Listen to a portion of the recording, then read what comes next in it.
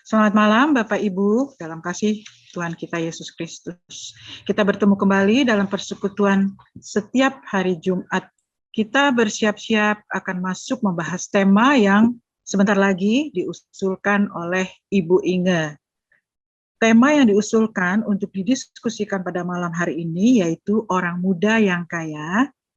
Kita ambil dari kitab Matius 19 ayat 16 sampai 26 dan padanannya kita tahu ada di kitab Markus dan kitab Lukas.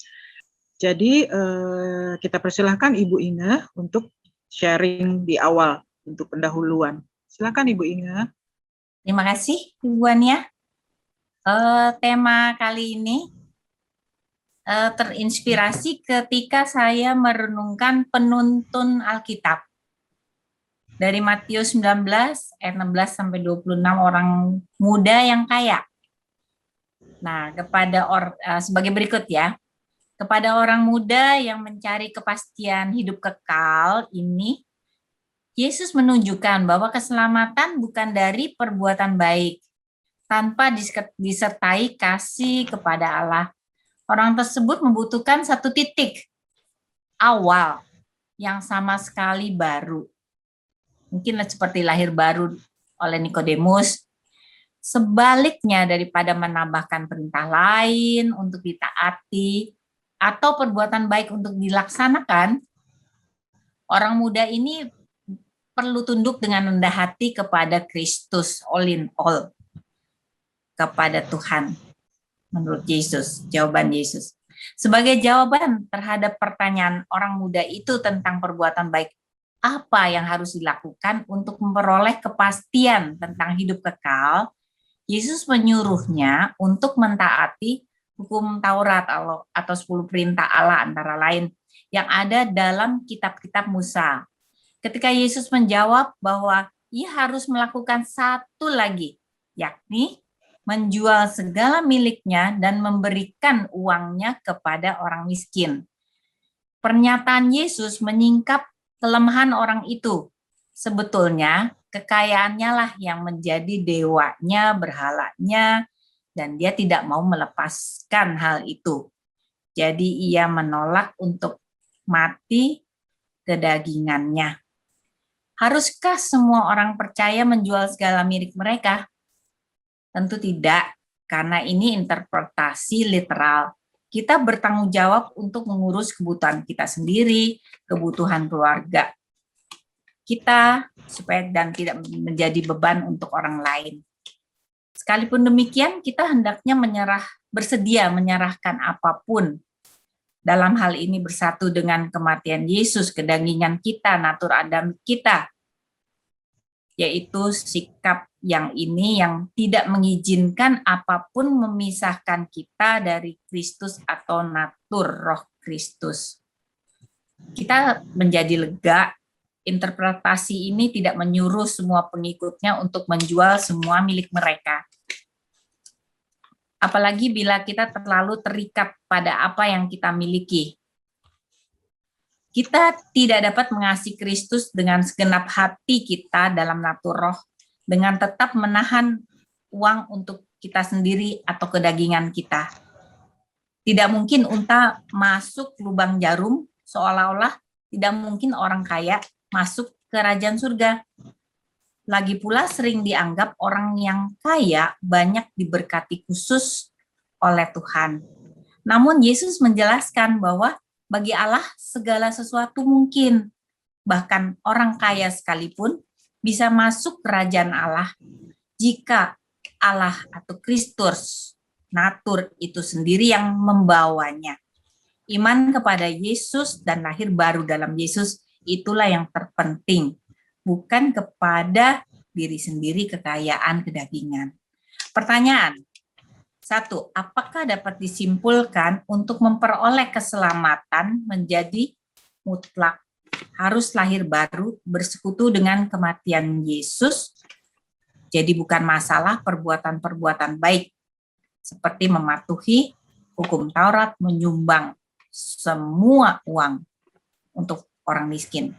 Kedua, apakah yang dimaksud perikop ini adalah no mixture, antara hukum Taurat, natur Adam, dengan Kristus, natur roh Allah. Demikianlah. Untuk itu saya kembalikan kepada Ibu Anya. Terima kasih. Oke, baik. Ibu Inga, saya persilakan Pak Yahya untuk pemaparan tema ini bagi kita semua. Kita persiapkan untuk menyimak, memperhatikan, kemudian Bapak Ibu nanti mempersiapkan pertanyaan atau pernyataan. Silakan Pak Yahya. Ya, terima kasih Ibu Inga untuk pertanyaannya dan juga pemaparan daripada pertanyaan tersebut.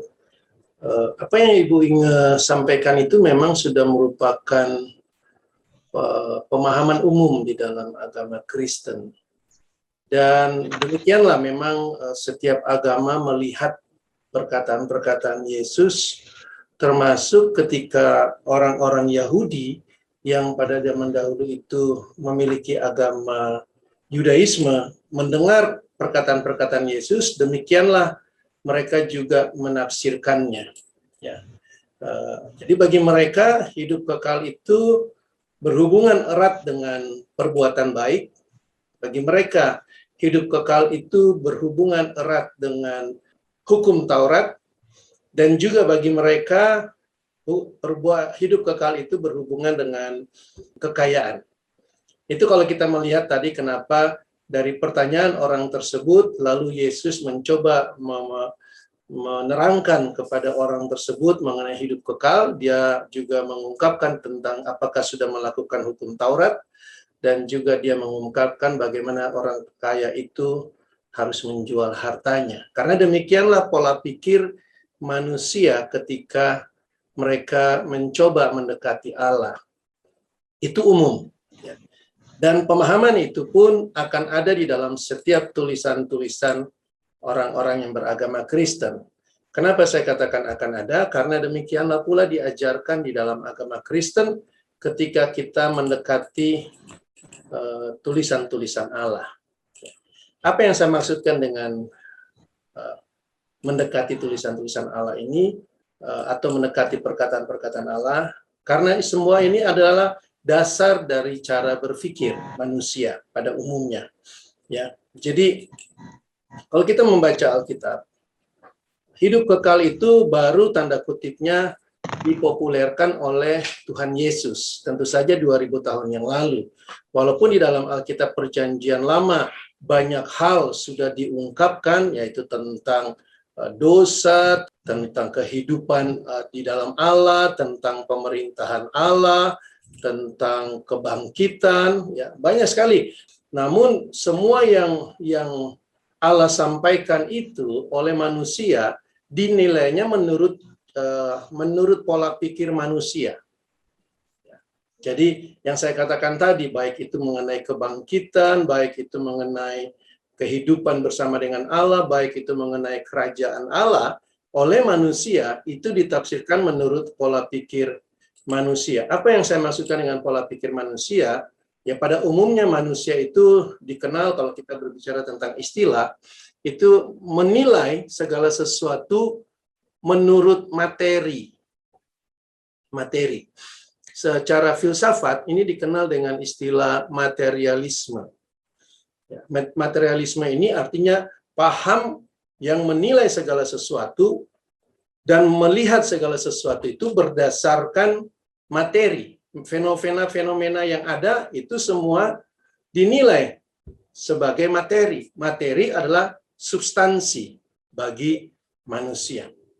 Bahkan sebenarnya cara berpikir materialisme ini itu sebenarnya cara berpikir yang tidak mengenal Tuhan. Karena bagi mereka yang di dalam dunia berpikir secara materialisme ini, Tuhan itu pun harus tanda kutipnya dimaterialkan. Demikian pula keselamatan itu harus dimaterialkan. Begitu pula kebangkitan itu harus dimaterialkan. Sehingga konsep berpikir ini dengan mudah kita bisa melihat ada dalam agama Kristen. Bagi agama Kristen, kebangkitan itu kalau tubuhnya bangkit. Nah itu maksudnya materialisme. Dia tidak bisa melihat cara Allah melihat, Allah tidak melihat secara materialisme. Kenapa? Karena material itu Allah ciptakan. itu adalah pola pandang ciptaan manusia yang tidak bisa membaca pikiran Allah. Tetapi manusia karena dia hanya bisa cuma sampai ke batas langit itu, dia tidak bisa melebihi materi yang diciptakan Allah, maka segala sesuatu dinilai oleh manusia itu secara materi. Sorga itu juga dinilai secara materi. Nah, kita bisa melihat konsep-konsep ini ada dalam agama Kristen. Konsep bahwa sorga itu ada di atas, ya kan? Ya, lalu dicarilah ayat-ayat yang mendukung itu. Atas itu ya itu ada di mana sorga itu jalannya dari emas, ya kan? Tiang-tiangnya itu terdiri dari perak, ya, terdiri dari batu-batu yang kokoh, batu-batu permata. Jadi itu semua konsep-konsep materi. Di dalam Perjanjian Lama, Allah banyak berbicara segala sesuatu kepada manusia menggunakan materi-materi ini. Sekali lagi karena pola berpikir manusia secara materi, tetapi Allah bukan berbicara tentang materi. Jadi sekalipun Allah menggunakan materi atau hal-hal dalam dunia ini, dia tidak berbicara tentang hal-hal dunia. Dia berbicara tentang hal-hal spirit, hal-hal dalam roh yang tidak bisa kita nilai sama seperti materi. Materi itu hanya sebagai gambaran. Materi itu hanya sebagai penuntun untuk kita bisa terarah kepada yang dalam roh. Jadi sorga itu tidak bisa kita nilai sorga itu jalannya dari emas. Walaupun di dalam ayat Alkitab ditulis jalannya dari emas. Ya, itu yang saya maksudkan. Sehingga membaca Alkitab atau membaca tulisan-tulisan para rasul, para nabi, kita tidak bisa punya konsep materialisme. Anak muda yang dikatakan orang kaya itu, yang berhadapan dengan Yesus merupakan salah satu wakil dari cara orang berpikir secara materialisme. Ya, secara materialisme. Sekali lagi saya perlu katakan dengan supaya kita bisa melihat bahwa ini fundamental bagi kita. Berpikir secara materialisme itu sudah ada di dalam agamawi karena memang orang-orang agamawi itu berpikirnya seperti itu. Karena memang mereka tidak mengenal Allah. Sehingga menilai Allah selalu dari sisi materi. Yang pertama kalau kita lihat dari orang ini, dia melihat bahwa perkataan-perkataan Yesus yang Yesus sering katakan tentang hidup yang kekal itu seakan-akan hal yang sama yang ada di dalam agama. Karena apa? Bagi agama hidup kekal itu nanti. Kalau kita sudah mati, ya, kalau Yesus sudah datang, turun dari sorga itu, maka dia akan berikan kita hidup yang kekal. Lalu bagi dunia, hidup kekal itu dilihat dari materi juga, gitu kan? Itu adalah hidup yang abadi. Kenapa? Karena yang sekarang ini secara materi, hidup kita itu hanya sementara. Karena saya akan mati, binatang-binatang akan mati, dunia akan kiamat, begitu. Itu mereka nilai secara materi. Hidupnya mereka. Jadi mereka menilai hidup kekal itu dengan konsep berpikir mereka yang hanya bisa sampai kepada pemikiran bahwa hidup kekal itu adalah hidup yang selama-lamanya, hidup yang abadi, hidup yang tidak ada sakit penyakit, hidup yang berkelimpahan, hidup yang secara materi itu berkelebihan daripada hidup materi yang sekarang. Nah, ini konsepnya, paham materi. Inilah materialisme. Ketika saya katakan materialisme atau materialis, itu bukan berarti orang yang cuma senangnya uang. Ya. Di sisi yang lain banyak yang mengartikan itu. Bukan itu yang dimaksudkan. Tetapi materialisme adalah paham yang mendasarkan bahwa substansi segala sesuatu itu adalah materi. Dia menilai, termasuk saya katakan tadi, termasuk dia menilai Allah. Itu juga secara materi. Allah itu bisa disogok tanda kutipnya. Kalau kita berikan persepuluhan, dia akan berikan kita ratusan. Itu pikiran materi. Jadi dia menilai Allah secara materi. Dan ini memang manusia lama. Ya. Ini memang adamik yang sudah ada pada manusia. Namun di dalam agama Kristen, itu yang saya harus katakan sekali lagi, itu yang termanifestasi. Jadi agama Kristen sebenarnya, kalau kita mau mengatakan, dia agama yang tidak mengakui Tuhan. Kenapa? Karena Tuhan berbicara materi itu untuk menunjukkan kepada Tuhan, tetapi agama Kristen menilai Allah menurut materi itu. Itu yang diwakili oleh orang kaya ini. Ya. Sehingga dia bertanya, Tuhan, perbuatan baik apa yang saya harus lakukan supaya saya bisa mendapatkan hidup yang kekal. Jadi ada kesadaran bahwa yang pertama dia tahu, dia perlu hidup yang kekal. Dan tentu saja, sebagaimana yang saya katakan tadi, hidup yang kekal itu baru dipopulerkan oleh Tuhan Yesus. Di dalam perjanjian lama ada tentang janji akan datang Mesias, akan datang ciptaan yang baru. Tetapi hidup yang kekal itu dipopulerkan oleh Yesus, dan Yesus tidak punya konsep yang sama dengan agama ketika dia menyatakan hidup kekal ini. Jadi kalau kita mau mempunyai pertanyaan yang sama dengan anak muda ini, atau mempertanyakan mana yang baik dari pertanyaan anak muda ini, maka kita harus melihatnya dari konsep berpikirnya Yesus. Bagi Yesus, hidup yang kekal itu bukan suatu konsep yang dapat kita capai, yang dapat manusia usahakan. Karena segala sesuatu yang dijabarkan Allah di dalam perjanjian lama dirangkum oleh Yesus, bahwa semua itu berbicara tentang aku. Dan semua yang berbicara tentang aku itu berbicara tentang hidup yang kekal. Karena akulah hidup. Akulah hidup kekal itu. Akulah yang dibicarakan dalam perjanjian lama itu.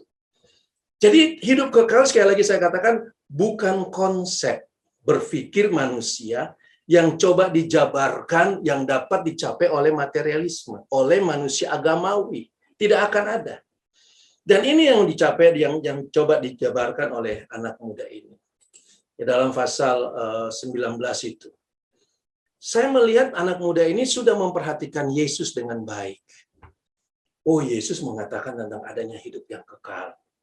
Barang siapa percaya kepadaku, ia akan kuberikan hidup yang kekal. Dan itu kan dalam agama Kristen dijabarkan dengan bagus sekali.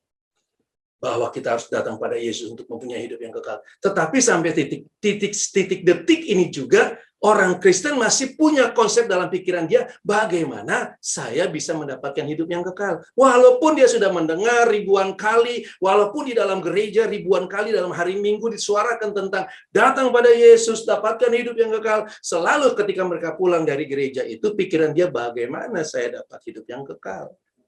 Sampai sekarang. Artinya mereka nggak pernah mendengar Kristus. Termasuk orang yang menyuarakannya di dalam hari Minggu itu. Karena bagi dia juga masih bingung bagaimana hidup yang kekal. Termasuk anak muda ini. Orang kaya ini. Dan orang kaya ini, kalau kita baca di dalam Lukas 18, dia adalah seorang pemimpin. Dia bukan orang muda yang tidak tahu apa-apa. Dia orang yang pemimpin. Karena pertanyaan yang sama juga pernah ditanyakan di dalam Lukas 10 oleh seorang ahli Taurat. Jadi sekali lagi, ini pertanyaan tentang bagaimana dapat hidup yang kekal, perbuatan baik apa yang harus saya dapat hidup yang kekal, itu bukan pertanyaan level bawah dalam susunan agama. Itu justru sampai ke pertanyaan orang-orang yang pemimpin dan bahkan ahli Taurat. Mereka sudah mengajarkan tentang pentingnya pertobatan, mereka mengajarkan pentingnya pengampunan dosa, tapi mereka sendiri nggak tahu bagaimana mendapatkan hidup yang kekal. Ini agamawi. Sekali lagi saya harus katakan, Yesus 2000 tahun yang lalu berhadapan dengan pola berpikir seperti ini. Yang sebenarnya kita bisa melihat demikianlah pula zaman sekarang orang Kristen mewakili. Karena sekali lagi saya katakan, orang Kristen tidak berbeda dengan orang Yudaisme kan. Mereka hanyalah merupakan perpanjangan. Bahkan mereka mengadopsi ajaran-ajaran Yudaisme. Tentu saja ketika mereka mengadopsi ajaran-ajaran Yudaisme itu, mereka punya pola paham yang sama. Karena ya udah Yudaisme aja yang kita adopsi karena sama cara berpikirnya secara materialisme. Jadi dia datang kepada Yesus karena Yesus berbicara banyak tentang hidup yang kekal. Lalu dia berpikir bahwa dia bisa mendapatkan hidup yang kekal itu melalui perbuatan-perbuatan baik. Itulah sebabnya kalau kita baca tadi di dalam Matius 19, di dalam ayatnya yang ke-16 ini kan jelas dikatakan bahwa dia datang kepada Yesus dan dia sebagaimana yang kita baca di sini, dia tidak mengenal Yesus ini sebagai Allah. Dia mengenal Yesus ini sebagai guru ya, hanya guru. Guru, perbuatan baik apakah yang harus kuperbuat untuk memperoleh hidup yang kekal? Yesus menjawab. Nah, ini perhatikan perkataan Yesus di sini. Yesus bukan menyuruh orang ini untuk melakukan hukum Taurat, bukan itu yang Yesus suruh. Tetapi kalau kita mau melihat di sini, Yesus mengatakan, apakah sebabnya engkau bertanya kepadaku tentang apa yang baik? hanya satu yang baik. Di dalam kitab yang lain dia katakan hanya Allah yang baik, hanya Allah saja. Jadi Yesus tidak menjawab perbuatan baik apa. Yesus tidak menjawab pertanyaan orang ini, tidak. Yesus tidak mengikuti pola berpikir orang ini kepada jawaban-jawabannya. Orang ini berpikir perbuatan baik apa yang harus kuperbuat untuk memperoleh hidup yang kekal. Yesus tidak menjawab pertanyaan dia. Yesus justru memberikan suatu perbedaan antara perbuatan baik dan hidup yang kekal. Perhatikan dengan jelas sekali di sini. Apakah sebabnya engkau bertanya padaku tentang apa yang baik? Nah, tentang perbuatan baik atau hal-hal yang baik, tidak ada jawabannya selain daripada hanya ada satu. Hanya ada satu. Artinya, kamu pun tidak bisa melakukan perbuatan yang baik. Manusia tidak bisa melakukan perbuatan baik. Kenapa? Hanya Allah yang baik. Hanya satu yang baik. Jadi perbuatan baik apa yang untuk saya bisa lakukan untuk memperoleh hidup yang kekal? Tidak ada. Karena semua perbuatan manusia itu tidak ada yang baik. Karena hanya satu yang baik. Ini perhatikan dia katakan dengan jelas. Hanya Allah saja yang baik. Jadi kita bisa melihat kesombongan manusia sama seperti peristiwa Babel. Bagaimana mereka ingin melihat alam, ingin mencari Allah. Mereka pikir mereka bisa mencapai Allah. Dan mereka berpikir bahwa perbuatan-perbuatan mereka bisa mencapai Allah. Karena apa? Karena ada hukum Taurat kan kalau di bangsa Israel. Seakan-akan hukum Taurat itu adalah perbuatan-perbuatan yang harus mereka lakukan untuk memperoleh hidup yang kekal. Makanya Yesus arahkan orang ini untuk melihat apa yang disebut dengan perbuatan baik itu. Dan memang sudah sebagaimana pemahaman orang-orang Yahudi, orang-orang Yudaisme, mereka berpikir hukum Taurat diberikan supaya mereka bisa memperoleh hidup yang kekal. Itu pemikiran mereka. Dengan kata lain, mereka orang Yahudi ini, Yudaisme ini khususnya mereka tidak terlalu meragukan hubungan mereka dengan Allah. Mereka merasa bahwa mereka lah tangan kanan Allah, ya, wakil Allah dalam dunia ini. Dan itu juga yang diperlihatkan dalam agama Kristen. Agama Kristen kalau kita lihat mereka memperlihatkan mereka lah wakil Allah. Anda ingin diampuni dosanya, mari datang ke sini. Datang pada saya akan doakan Anda supaya diampuni dosanya. Dan masih banyak yang agama Kristen lakukan sebagai tanda kutipnya seakan-akan mereka wakil Allah. Dengan perbuatan baik mereka bisa mencapai hidup yang kekal. Itu pola berpikir manusia. Tetapi Yesus dengan satu pertanyaan, dengan satu jawaban saja menjawab hal ini bahwa hanya satu yang baik, hanya satu. Ya. Tidak ada. Kamu tidak punya kebaikan apa-apa di dalam dirimu karena hanya Allah yang baik. Kamu datang pada pendetamu pun tidak ada kebaikan apa di dalam diri pendeta itu yang membuat engkau bisa memperoleh hidup yang kekal. Karena hanya Allah yang baik. Tidak ada perbuatan yang baik yang dapat dilakukan manusia untuk memperoleh hidup yang kekal. Tetapi di sisi yang lain, Yesus bikin hal yang kedua. Dia katakan begini, tetapi jika kamu ingin masuk ke dalam hidup, maksudnya begini, jadi perbuatan baik itu tidak ada hubungannya dengan hidup yang kekal. Karena sekali lagi saya ulangi, tidak ada perbuatan baik dari manusia. Tapi kalau maksudnya kamu supaya kamu ingin memperoleh hidup yang kekal, gitu kan? Ini yang dia maksudkan. Tetapi jikalau engkau ingin masuk ke dalam hidup, jadi dia pisahkan kata hidup yang kekal itu dengan perbuatan baik. Karena perbuatan baik itu tidak akan membuat kita memperoleh hidup yang kekal. Tapi kalau kamu ingin masuk ke dalam hidup, turutilah segala perintah Allah. Ya. Nah, di dalam masa mereka ada tahun 2000 tahun yang lalu itu, mereka semua tahu apa itu perintah Allah. Makanya orang itu langsung tahu yang dimaksudkan oleh Yesus itu adalah hukum Taurat. Lalu ditanya, perintah yang mana? Dan kita tahu hukum Taurat itu kan bukan cuma 10 perintah Allah. Ya kan, hukum Taurat itu kan ada banyak sekali perintah dan ketentuan di dalamnya. Tetapi Yesus mengarahkan kepada beberapa perkataan. Jangan membunuh, jangan berzina. Ini bukan maksudnya Yesus bahwa semua ini hanya inilah yang kamu harus lakukan supaya kamu bisa menerima hidup yang kekal. Bukan itu. Tentu saja ketika orang itu bertanya, perintah yang mana? Yaitu, jangan membunuh, jangan mencuri, jangan mengucapkan saksi dusta. Dan orang ini sudah tahu bahwa itu adalah perintah seluruh hukum Taurat.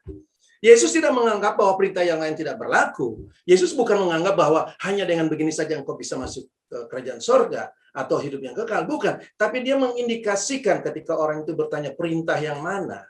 Yesus mengacu kepada apa yang dikatakan dalam hukum Taurat. Lalu orang itu berkata, oh semua itu telah kuturuti, apalagi yang masih kurang. Nah, kembali kita melihat di sini paham daripada materialisme. Jadi orang ini berpikir saya bisa melakukan semua perintah dalam hukum Taurat itu.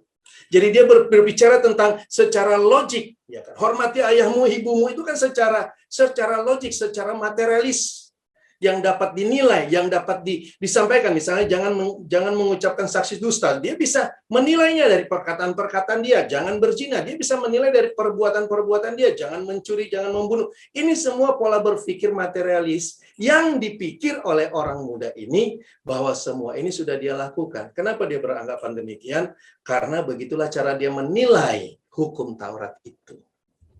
Dia menilainya dari sisi materialis. Tuhan Yesus di sini tidak mengucapkan yang pertama, jangan ada padamu ilah lain. Dia nggak berbicara tentang Tuhan, tentang Allah yang roh. Kenapa? Karena orang ini pun kalau dibicarakan tentang Allah yang roh, dia juga akan menilai Allah itu dari sisi materialis. Makanya hal-hal materialis inilah yang kemudian dimunculkan oleh Yesus, karena dengan mudah orang itu menjawabnya. Semua ini sudah saya lakukan. Gampang dinilai. Ada ibu saya, ada bapak saya, silakan tanya pada mereka apakah saya mengasihi mereka. Ada banyak orang di sekitar sini, silakan tanya pada mereka apakah saya mengasihi mereka. Nah, itu dapat dibuktikan. Ini yang kurang lebih apa yang ingin dikatakan oleh anak muda ini. Dapat dibuktikan. Tetapi Yesus katakan, jikalau engkau hendak sempurna. Dia tidak menjawab pertanyaan. Yesus tidak mengatakan, oh, kalau begitu masih ada lagi dong kalau begitu ya. Hukum yang pertama, hukum yang kedua, apa kamu sudah lakukan? Yesus tidak men-chasing, dia tidak mengejar anak muda ini ke arah-arah seperti itu. Tetapi Yesus sudah hanya ingin memperlihatkan kepada dia bahwa apapun yang dia lakukan terhadap hukum Taurat itu tidak dapat membuat dia memperoleh hidup yang kekal itu. Tetapi Yesus ingin membawa pemahaman orang muda ini kepada pemahaman bagaimana dia melihat Allah sebenarnya. Sehingga dia katakan kemudian di sini, jikalau engkau hendak sempurna, pergilah, jualah segala milikmu dan berikanlah itu kepada orang miskin, maka engkau akan beroleh harta di surga, kemudian datanglah kemari dan ikutlah aku. Jadi kalau orang ini tadi berpikir dia sudah melakukan hukum Taurat, sekarang Yesus memperlihatkan satu tindakan nyata. Apa kamu sudah jual segala milikmu, berikan pada orang miskin, maka engkau beroleh harta di surga. Ini sebenarnya bagian daripada perintah hukum Taurat juga, menjual sebuah harga. Karena dikatakan di situ, kasihilah sesamamu manusia seperti dirimu sendiri, ya kan? Tapi orang ini berpikir dia sudah melakukan hal itu. Ternyata ketahuan di sini bahwa dia tidak pernah melakukannya. Terlihat di sini ketika Yesus berkata, jualah harta itu, ternyata dia tidak mampu untuk menjualnya. Bagaimana mungkin dia sudah melakukan seluruh hukum Allah itu, sementara untuk menjual hartanya dan untuk memberikan kepada orang miskin, dia tidak lakukan. Dia tidak mau melakukan itu. Ketika Yesus katakan itu, terlihatlah sikap anak muda ini. Hal yang sebenarnya ini kan hal yang baik. Jikalau engkau hendak sempurna, pergilah jual segala milikmu dan berikanlah itu kepada orang miskin, maka engkau akan beroleh harta di surga. Ini kan hal yang baik. Kalau kita bisa jual harta kita, ini pun dia tidak bisa lakukan. Karena kemudian dikatakan orang anak muda ini pergi dengan sedih sebab banyak hartanya. Dia tidak mungkin untuk bisa melakukan apa yang Tuhan katakan tadi. Kalau kita melihat di dalam ayat yang kita bahas tadi, Tuhan tidak berbicara tentang hidup yang kekal sebenarnya. Dia tidak menjabarkan hidup yang kekal itu secara konsep, sebagaimana yang dimiliki anak muda itu. Tapi Yesus sedang berbicara kepada anak muda itu tentang konsep berpikir anak muda ini mengenai hidup yang kekal. Jadi anak muda ini menilai hidup yang kekal itu kan dari sisi materialis, sisi benda. Nah, Tuhan kasih lihat, kalau kamu lihat seperti itu, kamu nggak bisa capai hidup yang kekal itu. Jual harta itu kan materialis. Berikan kepada orang yang miskin, itu kan materialis. Dia tidak bisa lakukan itu. Untuk mencapai itu saja dia tidak mampu. Secara konsep berpikir dia tidak bisa mampu melihat Kristus. apalagi hidup yang kekal. Karena justru Yesus katakan itu semua yang harus kamu singkirkan. Justru pola berpikir materialis kamu, justru harta kamu itu harus kamu lepaskan, itu harus kamu jual, itu harus kamu tinggalkan. Baru ikutlah aku. Kan di situ. Jual dan ikutlah aku. Jadi ikutlah aku inilah sebenarnya hidup yang kekal. Inilah yang tidak dimengerti anak muda itu. Perhatikan, anak muda itu hanya sampai kepada menjual harta. Jadi dia sedih itu bukan karena mau ikut Yesus. Dia menjadi sedih karena hartanya banyak. Itu ditulis di dalam ayatnya 21. Ya kan, ketika anak muda itu mendengar perkataan itu, pergilah ia dengan sedih sebab hartanya banyak. Jadi bukan ikut Yesusnya. Jadi konsep berpikir dia tentang hidup yang kekal, yaitu hartanya itu materialisme. Ini konsep hidup berpikir, dan ini konsep hidup agamawi. Sampai sekarang pun agamawi menilai dari sisi itu. Kalau kita bisa memberi banyak kepada panti asuhan, kalau kita bisa memberi banyak kepada orang-orang yang di pinggir jalan yang terlantar, maka itu adalah perbuatan baik di hadapan Allah. Maka segala perbuatanmu itu akan diperhitungkan Allah, sehingga ketika engkau mati, segala perbuatan baikmu itu akan ditimbang. Dan kalau engkau banyak berbuat baik dalam dunia ini, maka sabaslah hambaku. Itu harapan manusia. Itu ajaran agamawi. Kenapa begitu? Sekali lagi saya katakan itu di dalam agama Kristen. Karena konsep agama Kristen melihat Allah itu dari sisi materialisme. Mereka tidak mampu mencapai Allah. Anak muda ini sedih karena hartanya banyak. Dia belum sampai ke pintu gerbang hidup yang kekal. Karena kalau kita lihat dalam uraian yang lain, Yesus katakan hidup yang kekal itu mengenal satu-satunya yang engkau utus, yaitu Yesus itu. Ketika dia katakan kepada Allah, Yohanes 17 ayat yang ketiga. Saya coba kita lihat ya. Itu pun tidak bisa kita nilai secara materialisme ya. Karena kalau kita nilai secara materialisme, maka message yang Yesus sampaikan dalam Yohanes 17 ini pun akan kita menjadikan konsep. Ini doa Yesus kan. Lalu dia katakan inilah hidup yang kekal itu. Yaitu mereka mengenal engkau satu-satunya Allah yang benar dan mengenal Yesus Kristus yang telah engkau utus. Ini bagaimana kita bisa membuat ini konsep sebagai materialisme? Bagaimana kita bisa membuatnya? Agama bisa membuatnya. Maka mereka bisa jabarkan Allah itu Tritunggal. Itu penjabaran secara materialisme. Tri itu kan 3, lalu mereka coba jabarkan Allah itu secara konsep manusia. Allah itu hanya satu, oneness itu. Itu cara berpikir manusia secara materialisme. Padahal Yesus katakan kamu harus hidup yang kekal itu mengenal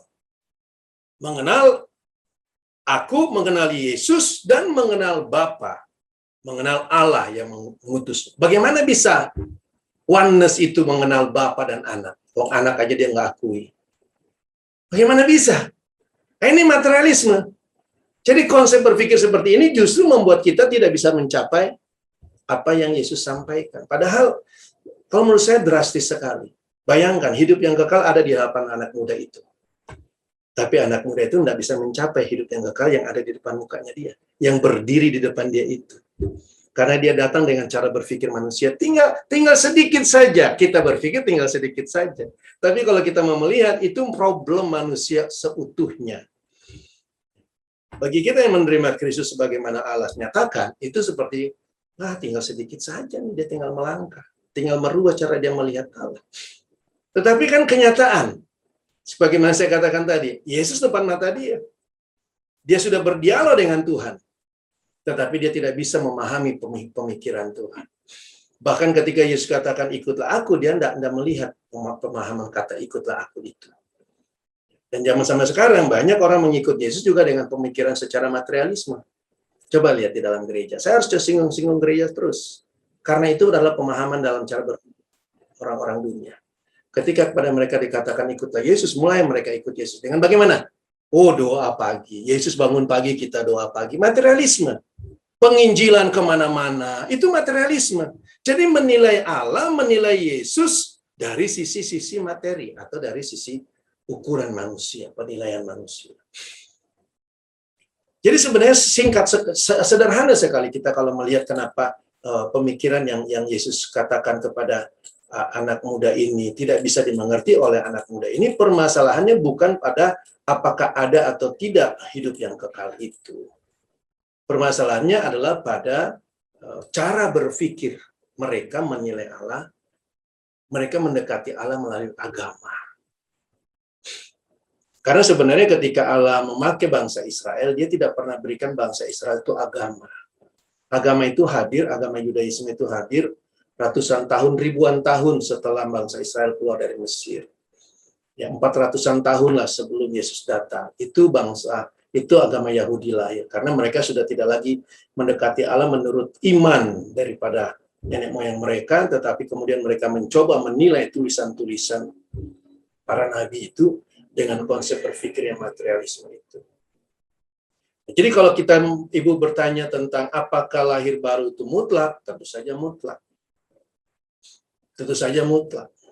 Tetangga saya, walaupun dia punya anak, tetangga saya, anaknya itu tidak bisa memahami pikiran saya. Kenapa? Karena anaknya tidak lahir dari gennya saya. Tidak lahir dari diri saya. Untuk kita bisa memahami pikiran Allah, harus lahir dari jenisnya Allah. Lahir baru itu mutlak. Orang-orang Yahudi itu adalah orang-orang yang beragama. Orang-orang yang menilai Allah dari agama. Orang bisa menilai saya dari mana saja.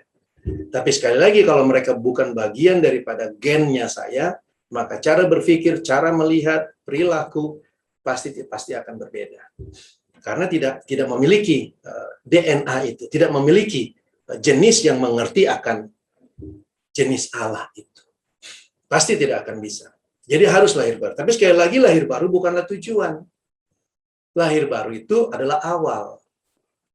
Nah, ini sayangnya di beberapa ajaran dalam gereja-gereja itu, lahir baru menjadi tujuan. Bagaimana supaya orang bisa dibaptis lahir baru? Sudah, puji Tuhan, kamu sudah keluar dari Mesir. Sudah keluar dari dunia, sudah diselamatkan. Mereka berpikir lahir baru itu tujuan.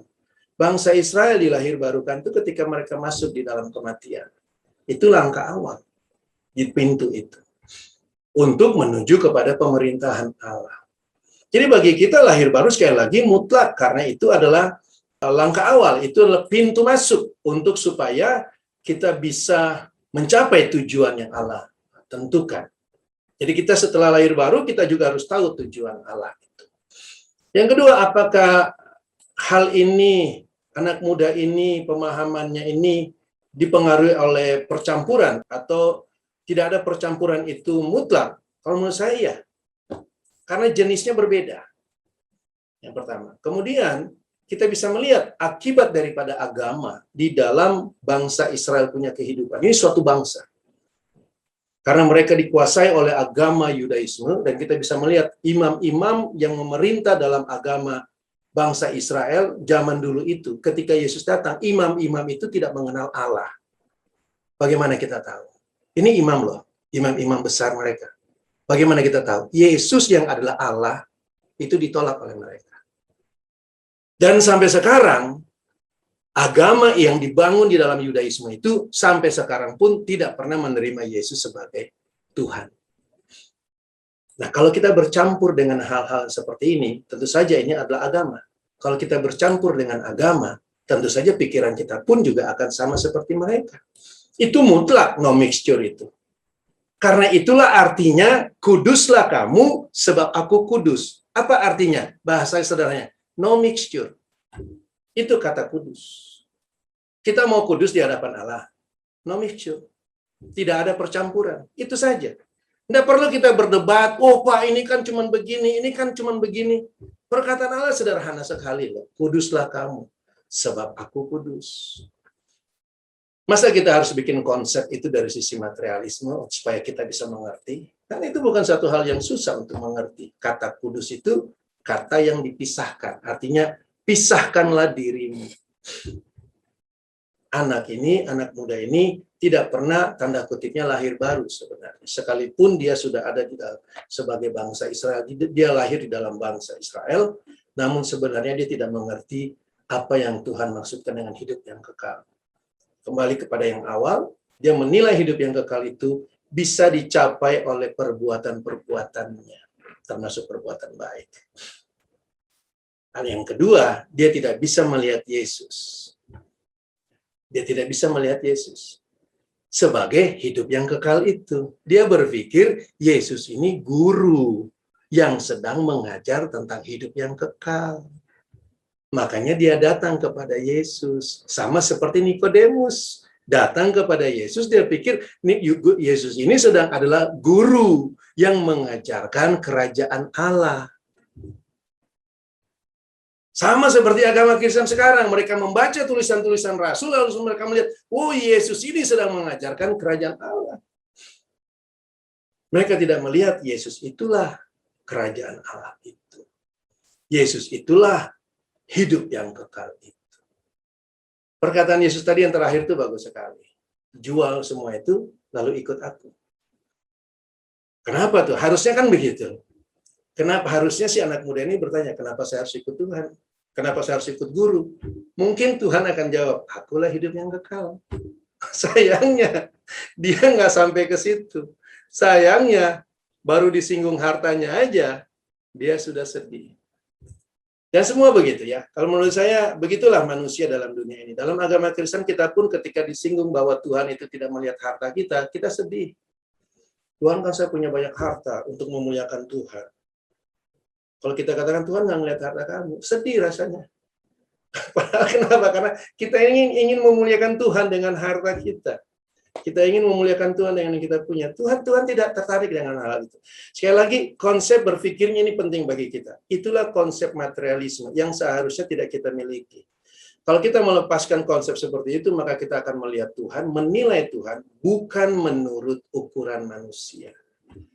Karena ukuran manusia itulah materialisme. Oke, terima kasih. Kita teruskan dalam diskusi kita ya. Thank you, Bu Inga. Banyak. Terima kasih Pak Yahya sudah mengingatkan kita lagi untuk switch pemahaman kita dari memandang dari sudut manusia semuanya dalam hal materi, apalagi tentang harta. Nah, sebelum kita lanjutkan lagi, saya mau kasih kesempatan. Apakah Ibu Inga mau menambahkan? Tidak, Ibu Ania, sudah jelas. Terima kasih Bu Inga. Terima kasih Pak Yahya, ini jelas sekali. Bisa Pak Tony mungkin mau menyampaikan dengan langsung di sini, mungkin ada lagi tambahan untuk kita semua. Atau Pak Aryadi sudah siap? Ya Bu Ania. Oke. Saya surprise juga Pak JK mengambil sisi pembahasan ini melalui sudut pandang antara materialistis versus roh ya Pak ya. Jadi selama ini juga saya kurang lebih pemahamannya juga materialistis juga Pak. Jadi ikut Tuhan itu ya salah satunya juga dengan harta dan lain-lain. Tapi kalau baca dari pengkhotbah, usaha itu semuanya usaha menjaring angin ya Pak ya. Seperti yang tadi Pak JK jelaskan bahwa tidak ada hubungannya antara perbuatan baik dengan kehidupan kekal seperti itu.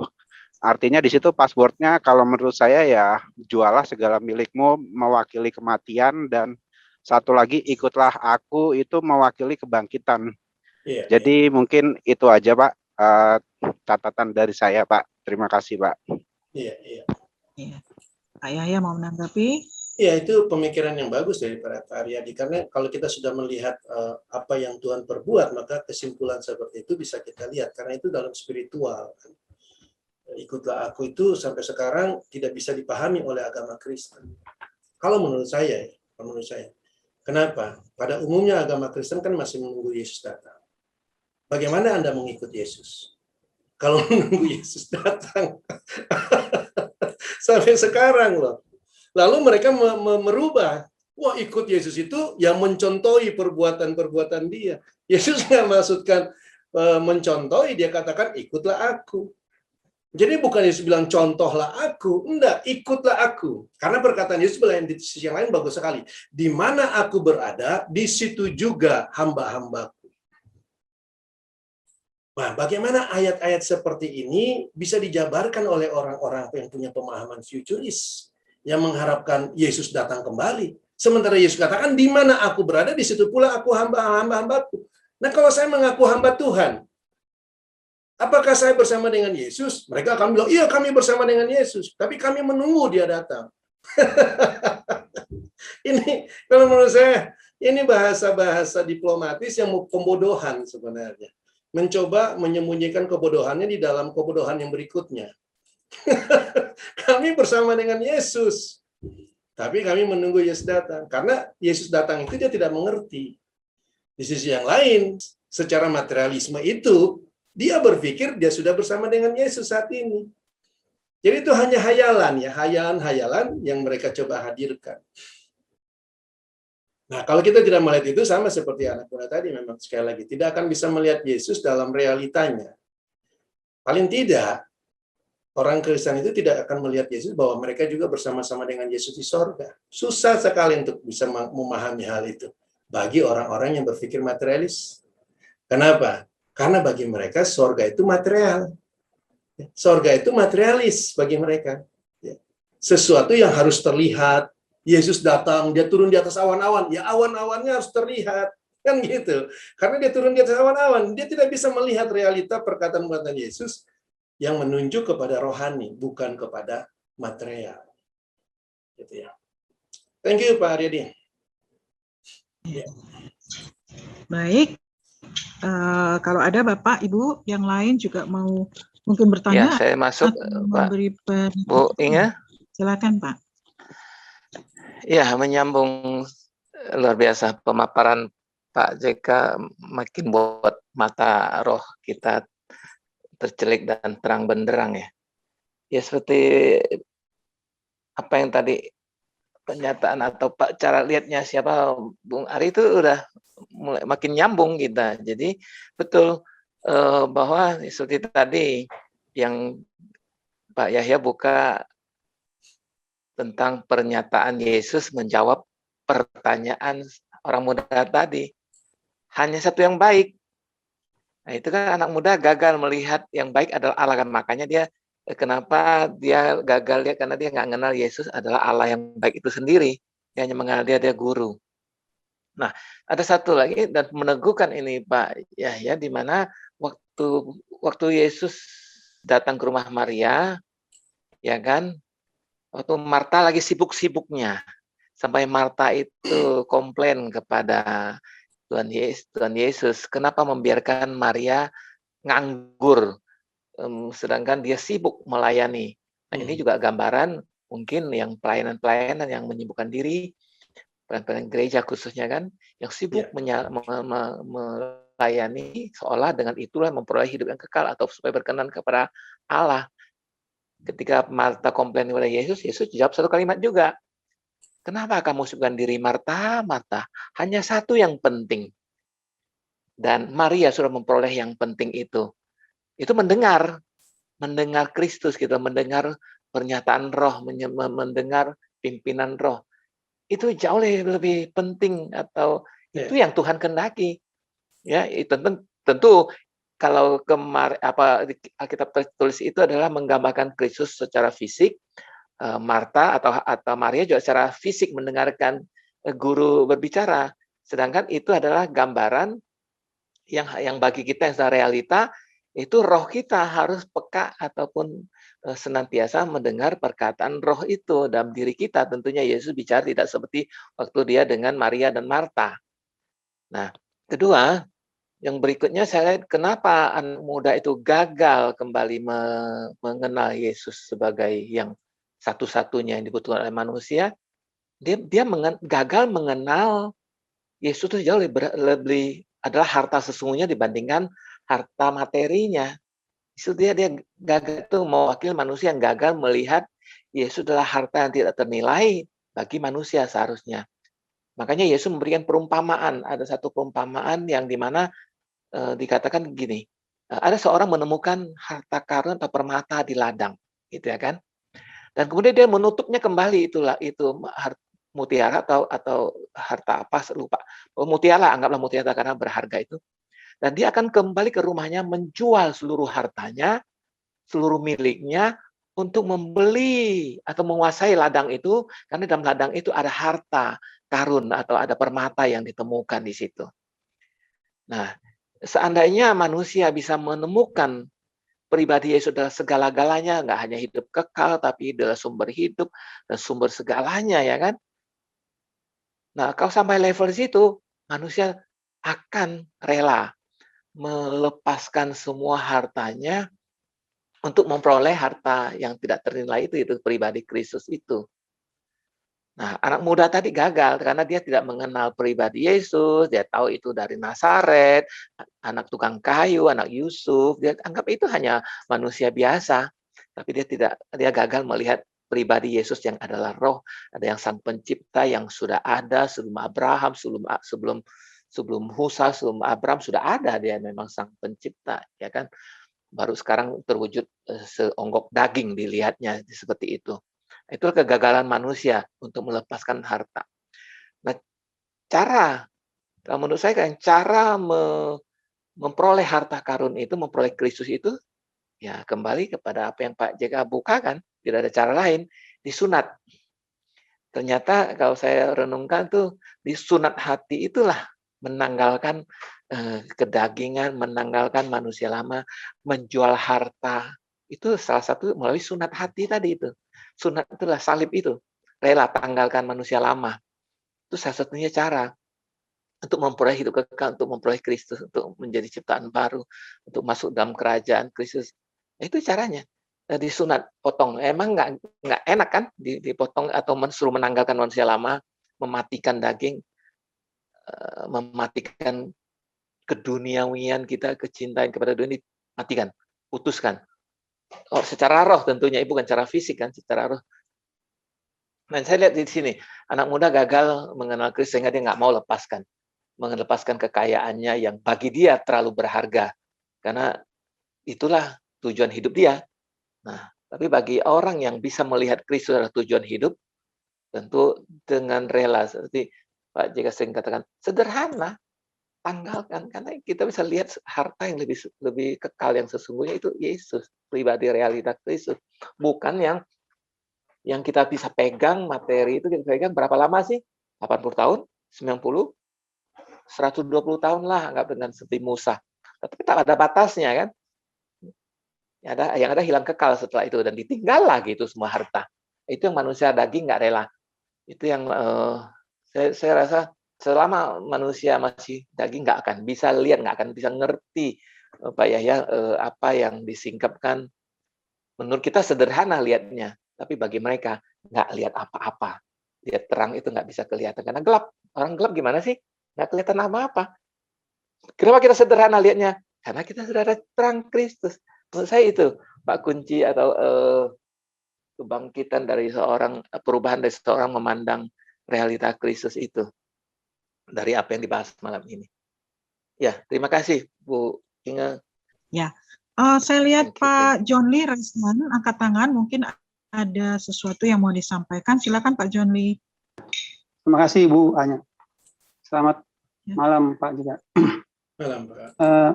Apa sebenarnya maksud atau tujuan Tuhan Yesus ketika menjawab pertanyaan-pertanyaan anak muda yang kayak tersebut, Pak? Tidak secara to the point mengenai cara untuk masuk atau memperoleh hidup kekal tersebut. Malah kalau kita lihat terkesan tidak mengarahkannya. Padahal seperti kita ketahui bahwa hidup kekal itu sendiri adalah Yesus sendiri. Begitu mudah sebenarnya menjelaskan secara langsung. Nah, pertanyaan kedua, apa makna yang harus kita petik dari cara memperoleh hidup kekal yang dicontohkan tersebut, Pak, untuk orang kita sekarang ini? Terima kasih, Pak. Oke, apakah Tuhan Yesus tidak berterus terang kepada anak muda ini? Tuhan Yesus berterus terang. Justru anak muda ini mengerti perkataan Yesus, makanya dia sedih. Kan itu. Cuman dia tidak bisa memahami perkataan Yesus secara roh. Jadi dia mengerti perkataan Yesus Karena Yesus berbicara sesuatu yang bisa dia mengerti. Dia mengerti itu. Jadi itu yang bisa dilihat oleh anak muda ini. Makanya dia nyatakan hal itu. Karena memang itulah daya tangkap mereka cuma bisa sampai di situ. Sama seperti kepada Om Niko kan. Nikodemus. Nikodemus kurang apa? Kan dia juga pengajar. Anak muda ini juga pemimpin. Pertanyaan-pertanyaan yang ditanyakan oleh anak muda ini juga pertanyaan-pertanyaan para ahli-ahli Taurat. Tetapi sekali lagi, sejelas-jelasnya Yesus menjelaskan, mereka tetap hanya bisa mengerti sampai di situ. Yang mungkin sekarang kita pikir, kok mereka nggak ngerti ya? Lalu kita berpikir, Tuhan harus membuat mereka mengerti menurut pikiran Tuhan. Ya nggak bisa lah, Pak. Bagaimana Bapak bisa ngomong ke anjing, bisa mengerti pikiran Bapak gitu loh. Sebagaimana Bapak berhadapan dengan seekor anjing, supaya bisa mengerti pikiran Bapak, ya yang sampai bisa dimengerti anjing saja yang Bapak bisa sampaikan pada dia kan. Kalau anjing itu nggak bisa mengerti, pasti Bapak juga nggak akan ngomong ke dia yang Bapak mengerti. Jadi hanya bisa dia mengerti. Jadi kalau anjing itu terlatih, maka Bapak bisa berbicara kepada anjing itu sesuai dengan yang terlatihnya anjing itu. Jadi hanya sampai selevel itu saja, Pak. Yang mana sebenarnya bukan pikiran Bapak yang Bapak sampaikan pada dia. Tapi latihan-latihan yang dia dapatkan itu yang Bapak sampaikan pada dia. Sampai dia bisa mengerti.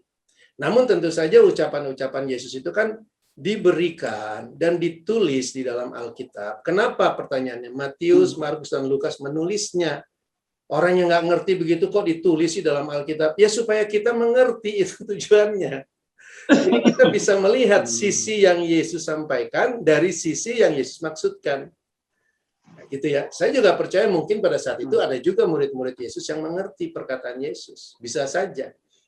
Tapi kan yang sekarang yang dia sedang difokuskan antara si anak muda ini dengan Tuhan Yesus. Anak muda ini pasti nggak mengerti lah. Sama lah dengan Adam dan Hawa. Kenapa Adam dan Hawa diciptakan padahal mereka bodoh begitu sampai makan buah pengetahuan baik dan jahat? Supaya Anda dan saya tahu bagaimana maunya Allah dan bagaimana yang disebut manusia bodoh itu. Jadi itu peragaan-peragaan yang memang sengaja disampaikan begitu ya. Nah, bagaimana kepada kita sekarang? Sorry, boleh diulang lagi Pak pertanyaan yang kedua tadi saya agak... Apa yang harus kita petik? Makna yang kita petik dari contoh diskusi pembicaraan mereka itu untuk kita orang percaya sekarang itu. Apakah... Ya, yang tadi kita sudah jabarkan, jangan pakai pikiran manusia yang materialisme itu. Jangan nilai Allah dari sisi ukuran manusia kalau Paulus katakan. Jadi kita menilai dari pikiran manusia itu bagaimana? Yang saya katakan tadi, Allah doa pagi, Yesus doa pagi, kita doa pagi. Yesus disalib, kita juga pura-pura disalib. Begitu. Itu kan nyontek dari sisi pikiran manusia. Jangan menilai Tuhan dengan seperti itu. Yesus penginjilan kemana-mana, Yesus suruh murid-murid penginjilan, kita pikir ya sama seperti waktu mereka lakukan itu. Nah, itu pola berpikir manusia. Supaya kita jangan seperti anak muda ini, tidak bisa melihat hal-hal spiritual yang Yesus sampaikan. Supaya kita jangan seperti bangsa Israel yang tidak bisa melihat hal-hal yang spiritual yang Allah peragakan di hadapan mereka. Ini kalau menurut saya drastis sekali ya. Dan hubungan ini kalau tadi Pak John ditanya, inilah juga berhubungan dengan pertanyaannya Bu Inge. Apakah no mixture? Iya, no mixture. Karena yang diajarkan dalam agama itu kan pikiran materialisme. Bukan pikiran Allah. Mungkinkah, maukah kita mencampur baurkan pikiran kita yang sudah dibukakan oleh Allah ini, yang mungkin belum banyak mungkin. Tapi maukah kita mengkeruhkan air yang jernih itu dengan pikiran-pikiran agamawi? Saya sih nggak mau ya. Sayang sekali.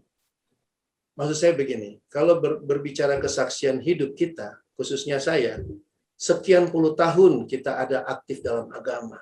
Maukah dalam waktu yang baru berapa tahun ini, kita hancurkan pikiran Kristus hanya gara-gara sekian puluh tahun sudah kita dalam agama itu dan kita sekarang mau kembali ke situ? Sayang kan? Kita sudah mendapatkan mutiara, tadi dikatakan oleh Pak Tony Boon, maukah kita membuang mutiara itu? Dan waktu orang yang menemukan mutiara itu bagus sekali, dia membuang yang lainnya. Justru sekarang bukan cuma kamu make sure, kalau perlu kita cari lagi, mana nih yang tua-tua nih, mana nih yang pikiran saya yang kacau-kacau, yang bukan Kristus. Itu yang kita harus buang, itu yang jual lah, tanggalkanlah. Itu Paulus punya bahasa kan seperti itu, manusia lama. Saya rasa itu pikiran-pikiran yang Tuhan coba hadirkan dalam kisah itu, dan itu kisah real, nyata pada waktu itu ya, dialog itu. Lalu kemudian kan Tuhan juga kasih gambaran di bawahnya mengenai bagaimana orang kaya itu sukar masuk ke dalam kerajaan surga. Ya, oke Pak. Oke Pak, oke terima kasih Pak Yaya. Makasih Bu Anya. Ya, baik. Ya, Bu Anya. Sambil menantikan, mungkin Ya, Bu ada Anya. Bapak Ibu. Ya, Ya, Bu Anya. silakan. Ya, Oke, thank you, Bu silakan. Anya. Thank you, Pak Yahya. Ini luar biasa penjabarannya dihubungkan dengan materialisme dan Yudaisme, Pak. Ini ajaran-ajaran yang sudah bukan lagi puluhan tahun, saya kira udah ratusan tahun, Pak. Iya. Sehingga manusia udah tersihir dalam tanda kutip begitu, Pak. Kalau banyak harta, kalau diberkatin, Tuhan beserta. Kalau nggak diberkati, Tuhan nggak beserta secara materi. Nah, pertanyaannya, tadi mutiara bagus tuh Pak, mengenai mutiara, kalau dapat mutiara yang lain dibuang. Kalau 1 Yohanes 3 ayat 17 dan 18, kemana arahnya Pak? Ya, ini dikatakan, barang siapa mempunyai harta duniawi dan melihat saudara-saudaranya menderita kekurangan, tetapi menutup pintu hatinya terhadap saudara-saudaranya itu, bagaimanakah kasih Allah dapat tetap di dalam dirinya?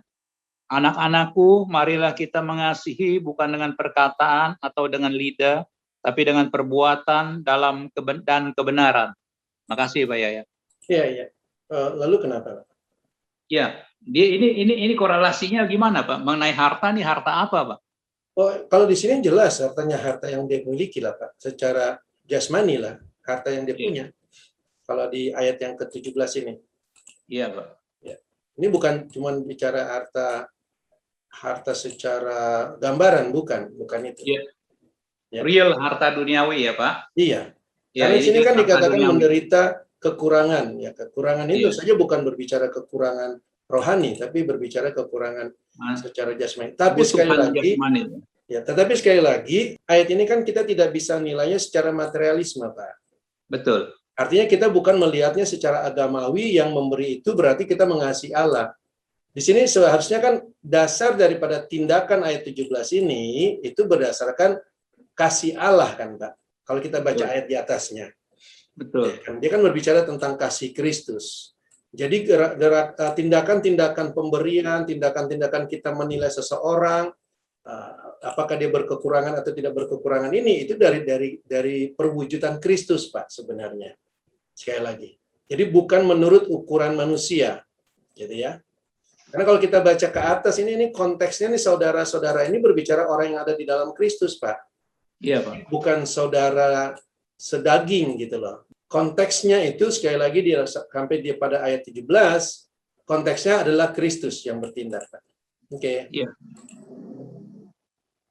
Jadi kita sebagai tubuh Kristus, jadi kita memberikan karena kasih Kristus ya Pak ya? Ya, apapun yang kita perbuat karena Kristus. Ya, karena Kristus segala-galanya lah. Dasarnya di situ Pak. Dasarnya karena itu. Iman kita memberi begitu Pak. Iya, semuanya. Jadi semuanya tanpa terkecuali. Iya, apapun memberi atau nggak memberi itu Kristus, ya kan? Iya.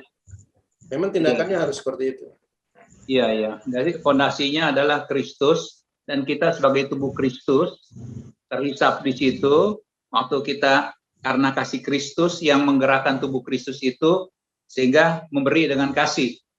Iya. Apapun yang kita beri, bukan hanya duit ya Pak ya? Oh iya. Karena konteks sekali lagi kan konteksnya kan bukan material. Iya. Bukan. Iya. Karena kalau dunia itu kan lebih menilai material kan Pak. Betul. Mereka menilainya material, apapun dinilai dengan secara material, sehingga memberi itu juga harus berbentuk material. Iya. Ya kan? Iya. Kalau Bapak doa itu bukan memberi kan? Kan nggak dibilang doa itu memberi, padahal Pak Yosef kan banyak sekali berdoa buat jemaat. Iya. Tapi kalau salah nggak tuh Pak berdoa buat jemaat? Berdoa buat siapa saya boleh lah, Pak. Ya, saya juga berdoa buat Pak Yahya terus Puji dibukakan. Tuhan. Puji Begitu, Tuhan. Pak. Sama Itu di kan grup tidak kita dinilai. betul-betul semakin dibukakan, makin humble Puji Tuhan. seperti karakter Kristus dan hakikat Kristus itu betul-betul ada dalam hidup kita, bukan karena kita, tapi kita Iya. sebagai tubuh Kristus, ya Pak. Iya, jadi memang konteksnya kalau kita kembali ke yang tadi 1 Yohanes 3 itu, ya sekali lagi dia sudah mulai di atasnya itu konteksnya dari sisi sebagai anak-anak Allah, Pak. Iya. Banyak, bukan cuma memberi ya. Namun Iya. kan kadangkala ayat 17 ini kan kalau dicopot dari konteksnya, nah Iya. ini akan menjadi perbuatan baik. Betul. Sama nanti dengan anak muda tadi, dia menilai Iya. perbuatan baik apa yang harus saya lakukan, gitu kan? Iya. Nah, itu yang nanti takutnya begitu. Jadi kalau kita tidak melihat resource-nya, maka kita akan terbawa kepada pemahaman-pemahaman agamawi itu, Pak. Oke. Betul. Betul, Pak. Ya, thank you, Pak. Thank you. Ini sangat clear sekali. God bless you, Pak Yahya. Bu Anya, lanjut. Terima kasih. Nah, iya. Baik. Bapak Ibu ada yang segera mau masuk atau masih menunggu? Halo Bu Anya. Oh, oke. Silakan masuk, Pak. Oh ya. Ini satu lagi Pak, mau tanya Pak. Ya. Apakah tadi kan sebenarnya orang kaya itu kan sebenarnya sudah diberi suatu kebenaran oleh Yesus, walaupun itu dalam suatu perumpamaan. Artinya apakah bisa dikatakan bahwa kebenaran yang sudah diberikan itu sama dengan perumpamaan seperti talenta, Pak? Jadi kebenaran yang sudah dibukakan oleh Yesus, nah itulah tanggung jawab kita sama seperti talenta yang harus kita kerjakan. Apakah bisa dikatakan seperti itu, Pak? Thank you, Pak. Iya, ya talenta itu kan adalah Kristus yang sudah diungkapkan pada kita. Jadi, kecuali kalau Pak Aryadi mau kaitkan itu dengan kebenaran yang dibukakan adalah Kristus, ya mungkin iya. Kalau anak muda itu kan dia tidak melihat kan, Pak, apa yang Tuhan bukakan itu. Kalau kita lihat tadi dia malah pergi. Tapi kalau kita melihat dari kisah yang sudah dibukakan, jadi kita yang sekarang melihat itu ya, kita melihat itu dan dibukakan bagi kita, maka itu juga talenta, Pak, pada kita. Ya, talenta adalah Kristus yang diungkapkan kalau menurut saya, yang diberikan pada kita untuk kita kembangkan, gitu ya. Buat anak muda tadi, dia menolak talenta itu justru. Dia menolak kebenaran-kebenaran Kristus dan penolakan itu kan terjadi karena dia tidak melihat. Memang unsur melihat itu penting sekali. Kalau kita lihat kebenaran yang coba sudah kita sampaikan beberapa waktu ini bahwa Yesus sudah datang, itu kan banyak ditolak orang. Ya kan? Orang menolak kebenaran itu sebenarnya kan dia menolak Yesus yang sudah datang itu sebenarnya. Nah, tetapi mereka akan susah berkata bahwa saya menolak Yesus. Enggak, saya menolak pemahaman Yesus sudah datang. Ya, pemahaman Yesus sudah datang itu adalah Yesus itu sendiri. Justru kalau kita menolak itu, menolak Kristus. Karena kan sederhana, Yesus sudah datang itu kan Christ in you. Kalau Kristus ada dalam saya menolak dia sudah datang. Lalu yang dalam saya siapa? Kan aneh. Jadi pemahaman itu tidak lepas daripada pribadi itu sendiri kalau menurut saya, Pak. Sama seperti tadi Bapak katakan talenta, ya pribadi itu sendiri yang sebenarnya sudah diungkapkan. Jadi apa yang diungkapkan kepada kita, itu adalah pribadi itu yang diungkapkan. Kristus yang ada pada kita, itulah yang diungkapkan. Dan itulah yang harus dikembangkan. Gitu ya. Sekali lagi, pertanyaan Bu Inga tadi bagus. No mixture. Karena kita tidak akan bisa mengembangkan itu kalau kita bercampur dengan agamawi. Oke, Pak. Oke, Pak. Thank you, Pak. Oh, oke. Sini, Aryadi, ya. Hanya mau nyambung. Oh, oke. Baik, Juan. Ya, menyambung yang tadi Pak Yosef katakan, memang betul ya, kadang-kala kebanyakan kan untuk jemaat Kristen itu, ukurannya itu baik untuk Allahnya maupun untuk dirinya adalah kejasmani gitu. Sebagai contoh misalnya mereka mengharapkan Yesus yang datang itu Yesus yang datang secara fisik di atas awan-awan. Begitupun juga mengenai berkat rohani itu, tetapi ukurannya ketika mereka hidup adalah berkat yang jasmani itu. Jadi mungkin itu yang menjadi sulit untuk diterima oleh kebanyakan orang-orang di gereja ataupun jemaat pada umumnya. Karena segala sesuatunya yang mereka lihat itu ukurannya adalah yang jasmani atau yang fisik atau yang material itu. Gitu. Jadi mungkin hal ini seperti yang Pak Yosef tadi bilang, ya kalau orang yang tidak, istilahnya kalau hidupnya secara jasmani kayak kurang diberkati secara berkat materi itu, berarti seakan-akan Tuhan tidak memberkati hidupnya dia. Atau mungkin kalau dari sisi secara penyakit, bagi mereka yang misalnya kena sakit penyakit yang berat, dianggapnya Tuhan tidak menolong dia, tidak memberkati dia gitu ya. Jadi mungkin ini yang pola pikir ini yang kita harus bisa switch sehingga tidak ada mixture juga kebingungan mengenai Kristus itu sendiri. Baik, kembali ke yang Yesus berkata untuk jualah harta, kekayaanmu dan lain-lain. Itu seakan menuju kepada materi, betul.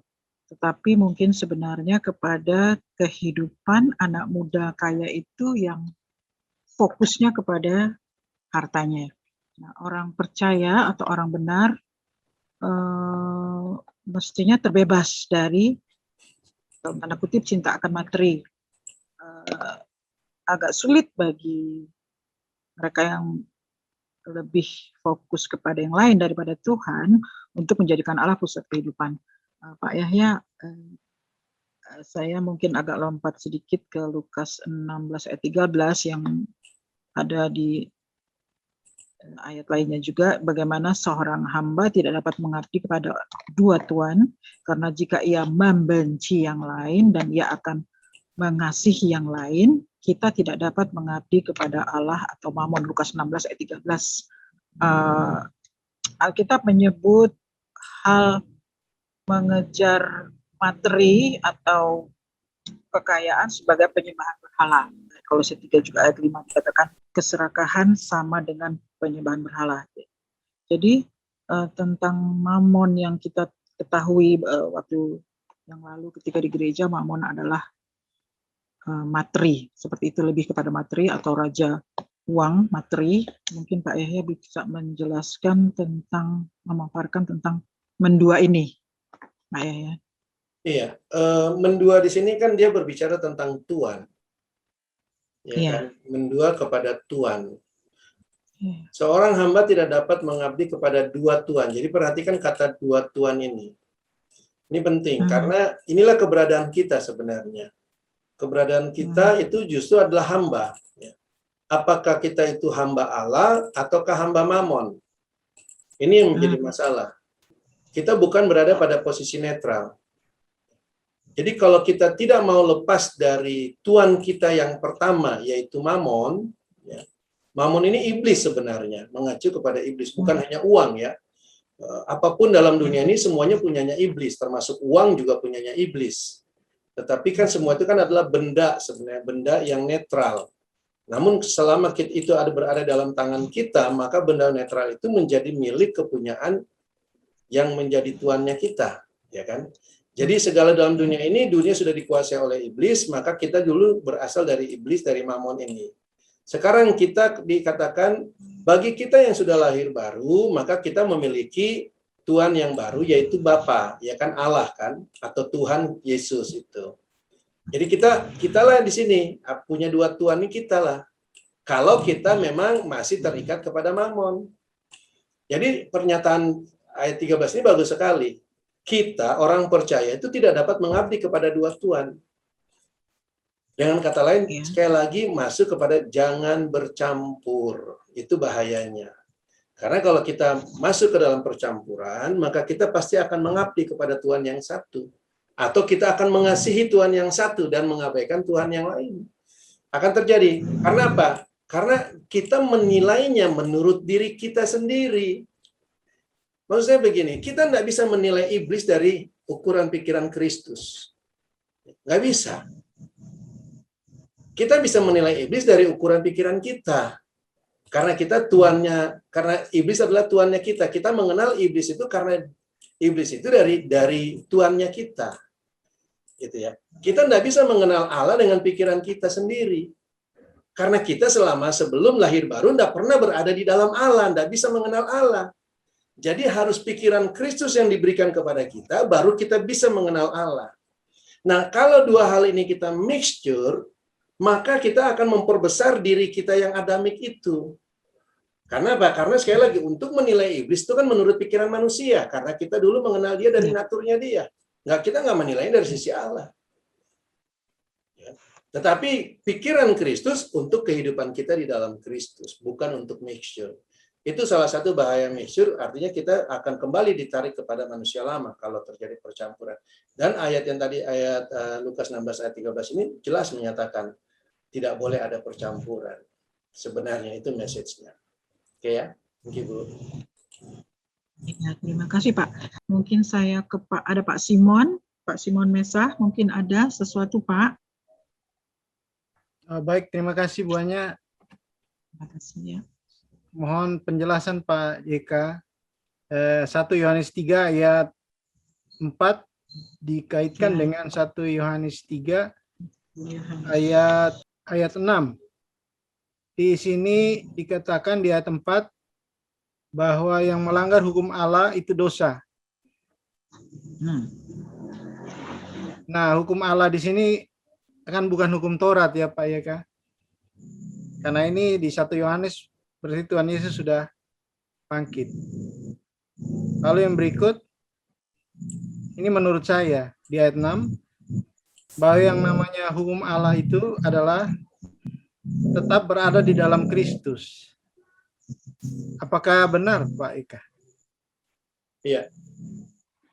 Iya, itu udah benar. Oh iya. Karena yang namanya hukum itu kan berlaku untuk suatu kehidupan. Ini yang dimaksud dengan hukum. Jadi melanggar hukum Allah itu melanggar kehidupan di dalam Allah sebenarnya, kalau dalam ayat yang keempat itu. Ya. Yang dimaksudkan. Jadi orang yang berbuat dosa, yaitu melanggar hukum Allah. Dan itu kan kita tahu bagaimana asal mulanya dosa manusia kan, di dalam Taman Eden itu kan Pak. Ya. Jadi Adam dan Hawa itu ditaruh di dalam satu ruang lingkup kehidupan yang punya hukum. Hukumnya apa? Kalau kau makan buah itu, kau pasti mati. Nah, dia melanggar itu, ya kan? Padahal kenapa dia melanggar? Karena ditulisnya jangan makan buah itu. Ketika dia makan, dia melanggar. Nah, pelanggaran terhadap hukum Allah itu menempatkan Adam dan Hawa ditaruh di luar Taman Eden, Pak. Jadi di luar ruang lingkup ke Allah. Itu dosa. Dosa adalah pelanggaran terhadap hukum Allah. Tentu saja bukan hukum Taurat yang tertulis yang dimaksudkan. Karena hukum Taurat itu kan sebagaimana kita sudah sering bahas, hanyalah gambaran daripada realita kehidupan di dalam Allah, di dalam Kristus kan. Jadi bukan berarti hukum Taurat itu tidak berlaku bagi kita yang dalam Kristus. Di dalam Kristus hukum Taurat itu menjadi realita justru. Bukan sesuatu yang perlu diterapkan dalam kehidupan secara perbuatan-perbuatan baik dalam dunia ini, bukan, tetapi menjadi realita kehidupan kita. Oke, Pak, thank you. Lanjut Pak Ika, satu saja di ayat 9. Di situ ada kata benih ilahi. Ya. Tadi Bapak menyebutkan tentang gen Allah. Apakah Ya. benih ilahi ini adalah gen Allah yang Iyalah. Bapak maksudkan tadi? Iya. Makanya Karena Pak, selama ini saya mengasosiasikan benih itu dengan Kristus yang Iya. ditabur oleh seorang penabur itu, Bapaknya. itu benih.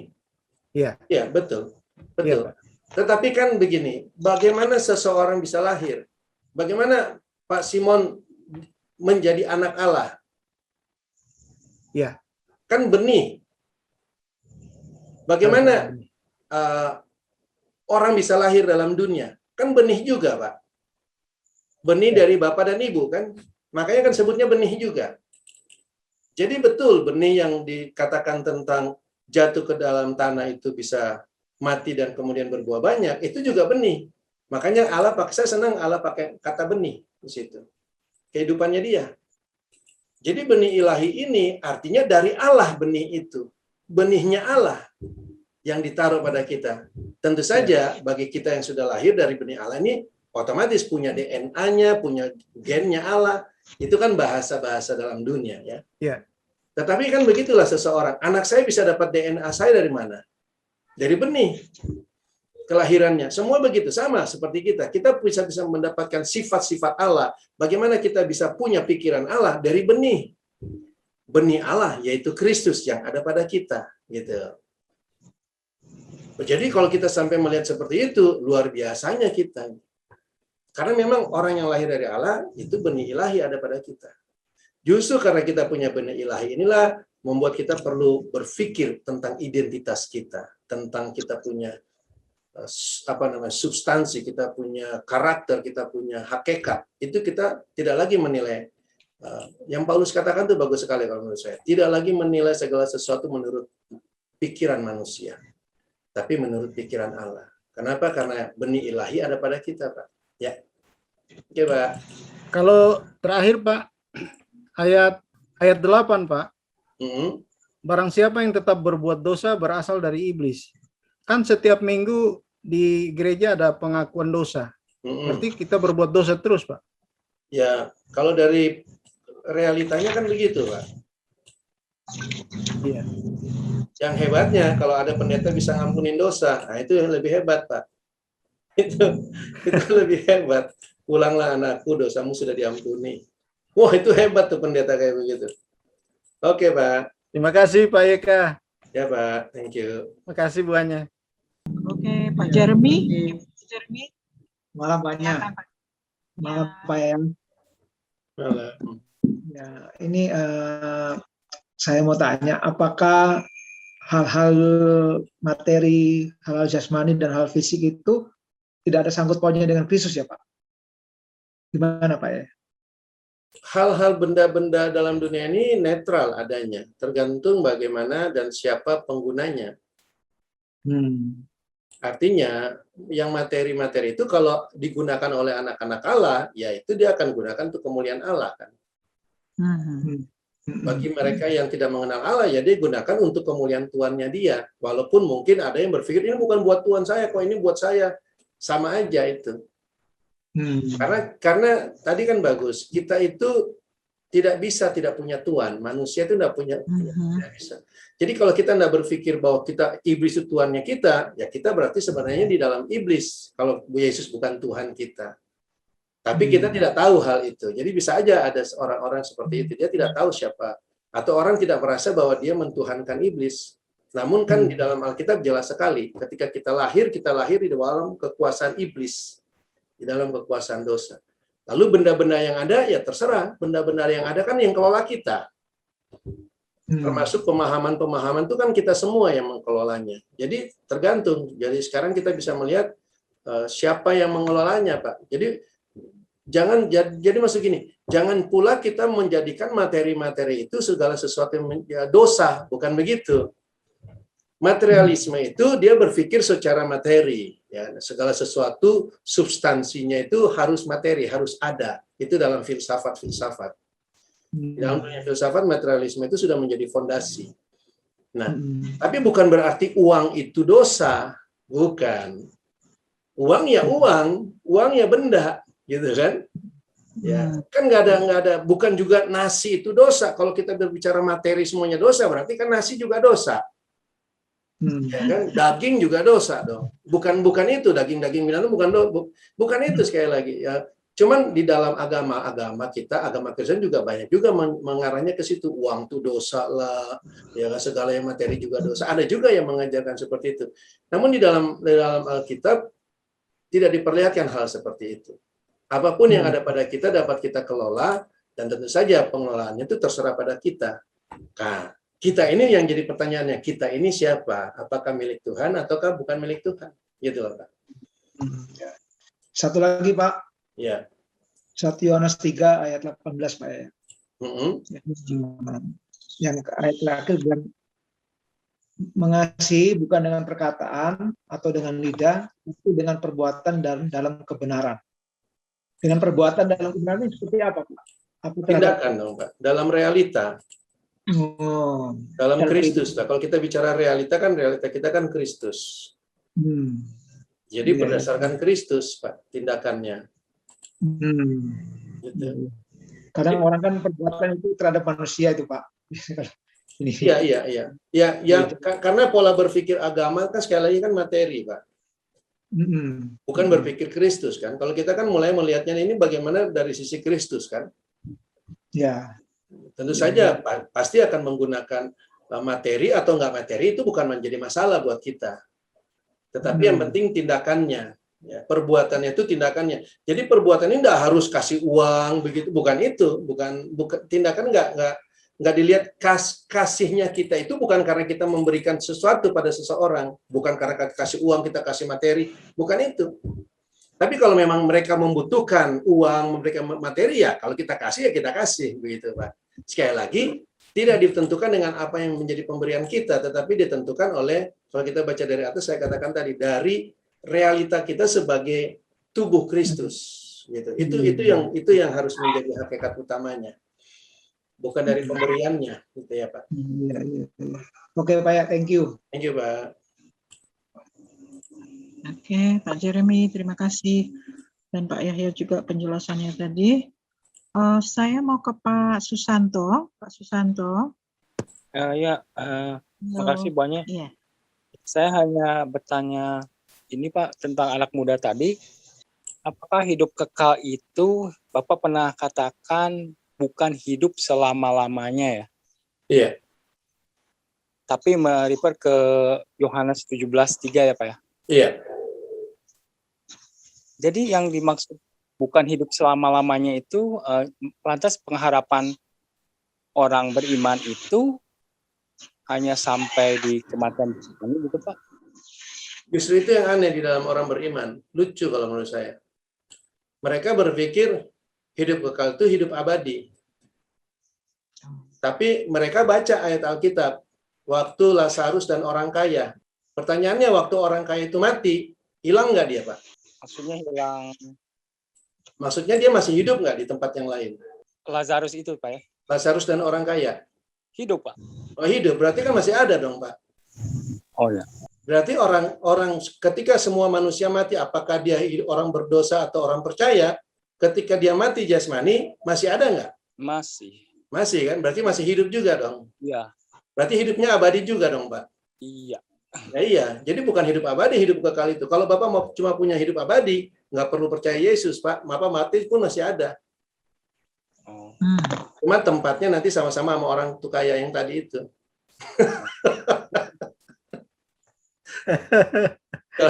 Itu yang saya takut, Pak. Kan hidup 1 miliar tahun gitu Pak, bukan seperti itu ya Pak? Nggak ada, kan di Alkitab nggak diceritakan begitu. Nggak diceritakan. Cuman kan lucu buat orang Kristen, dia berpikir dia perlu hidup abadi, itu yang diajarin kebanyakan. Padahal kalau kita lihat dalam Alkitab, makanya sekali lagi kalau kita lihat kisah-kisah Alkitab, orang yang sudah mati itu mereka nggak hilang, ada aja terus. Artinya mereka nggak pernah ditentukan 1 miliar tahun atau apa, nggak ada kan tulisan itu. Jadi baik orang yang hidup atau dia mati, dia tetap ada, Pak. Iya. Nah, sekarang pertanyaannya, hidup kekal sama nggak dengan itu? Kan tidak kalau kita sudah lihat itu. Ternyata saya nggak percaya Yesus pun juga tetap bisa hidup kok, hidup abadi. Cuma sekarang kan pertanyaannya tempatnya di mana? Ini yang jadi masalah kan, bukan soal hidupnya sekarang kalau kita lihat dari kisah itu. Iya Pak, baik Pak. Nah, di sisi yang lain, ternyata kita bisa melihat bahwa hidup kekal itu bisa kita dapatkan selagi kita masih berada dalam dunia ini. Karena hidup itu kekal itu kan sederhana. Mengenal dia, mengenal Bapa, mengenal dia yang diutus oleh Bapa.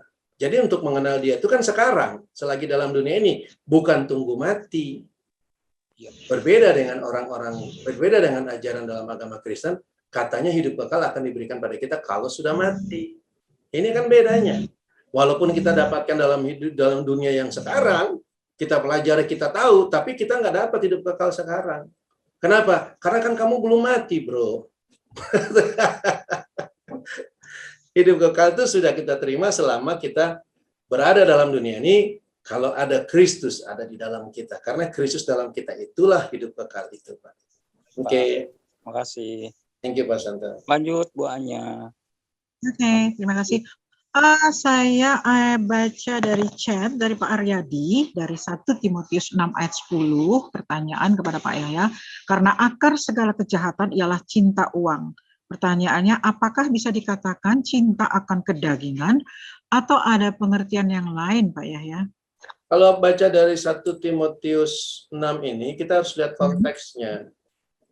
Oh, 1 ya. Timotius 6 ayat yang ke-10. Kan situ ada konteks yang disampaikan. Kenapa uang disangkut pautkan di situ? Karena oleh memburu uang lah, ya kan? Beberapa orang telah menyimpang dari iman dan menyiksa dirinya dengan berbagai duka, gitu kan? Jadi perbuatan orang-orang yang memburu uang ini membuat mereka menyiksa diri dan menyimpang dari iman. Akarnya apa? Cinta uang. Ini maksudnya dia. Jadi bukan berarti uang itu kejahatan. Cinta uang itu kejahatan. Beda ya. Uangnya mah kertas aja, Pak. Bahkan zaman sekarang uang tuh nggak harus kertas kok. Nggak harus. Ini Bapak punya uang banyak kan nggak berbentuk kertas kan? Aryadi kan punya banyak uang, adanya di bank, hanya berbentuk digital. Di sini dikasih lihat nih bagus sekali. Kata cinta uang ini kan bukan berbicara benda, Pak. Kalau kita bicara uang itu materialisme.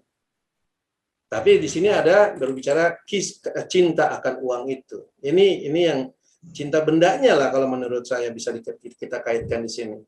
Apapun yang terkait dengan materialismenya itu, ya, mengasihi hal itu, itulah yang akan membuat kita menyimpang dari iman dan menyiksa berbagai duka. Ayat ini pun memang seperti yang saya katakan tadi tidak bisa ditafsirkan bahwa uang yang membuat orang menyimpang, ya, sekali lagi. Karena sini juga dikatakan dengan bagus, sebab oleh memburu uanglah beberapa orang, kan berarti nggak semua orang kan, hanya beberapa orang. Artinya bukan bendanya itu dosa. Dosa tuh uang tuh.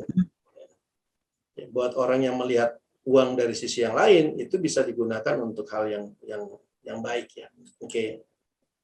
Pak Yahya mau nanya apa Bu Inga? Oke. Yang tadi sempat yang Pak Yahya ulas tentang agama memang menyampaikan hidup abadi kepada manusia sesama umatnya. Jadi itu bedanya di mana? Mungkin ada bahasa aslinya membuat pembeda itu antara hidup abadi dengan hidup abadi kan versi agama dengan hidup kekal yang dari versus Kristus itu. Pak ya, apakah di bahasa aslinya ada beda gitu sehingga kita bisa mengertinya lebih dalam lagi. Manusia punya istilah hidup. Kan kita sudah bahas juga beberapa istilah kayak zoe, ada bio, benda yang mati tapi bisa hidup, itu bio. Nah, kalau biologi seperti tubuh, itu kan ada biologi. Nah, tubuh, benda juga, benda tapi hidup. Jadi ada hidup di dalam benda, tapi ada yang disebut zoe. Zoe itu kehidupan Allah yang hanya dimiliki oleh Allah. Itu yang suka dipakai diterjemahkan sebagai hidup yang kekal. Zoe itu hidup kekal. Nah, konsep manusia tentang hidup abadi itu kan bukan hidupnya Allah yang diberikan pada kita. Konsep manusia tentang hidup abadi itu hidupnya kita yang abadi. Gitu kan? Makanya di dalam agama Kristen diajarkan kalau nanti saya sudah mati, saya akan dibangkitkan. Artinya saya nih Yahya nih ya, ini bukan bicara Yesusnya nih. Yahya kalau sudah mati dibangkitkan. Kan konsepnya kan tubuhnya. Jadi masih hidup yang lama yang dibangkitkan. Tapi bagi Kristus, hidup kekal itu bukan hidup yang lama, hidup yang baru, hidup Kristus, hidup Allah yang diberikan pada kita. Lalu hidupnya saya kemana? Hidupnya kamu mati, bro. Kan gitu. Tapi kalau agama kan enggak begitu, Pak. Hidupnya saya yang bangkit. Hidupnya saya yang hidup di hadapan Allah. Hidupnya saya yang menyenangkan Allah. Hidupnya saya yang servis Allah. Jadi saya yang adamik itu yang servis Allah. Ini kan bahaya sekali kalau kita sudah melihat kehidupan Kristus. Ini sangat suatu ancaman sebenarnya bagi kita. Kalau pikiran-pikiran itu ada pada kita. Itu ancaman. Dan itu padahal jelas kita menggambarkan perbuatan manusia itu seperti kain kotor dari Allah. Dengan seperti lepra.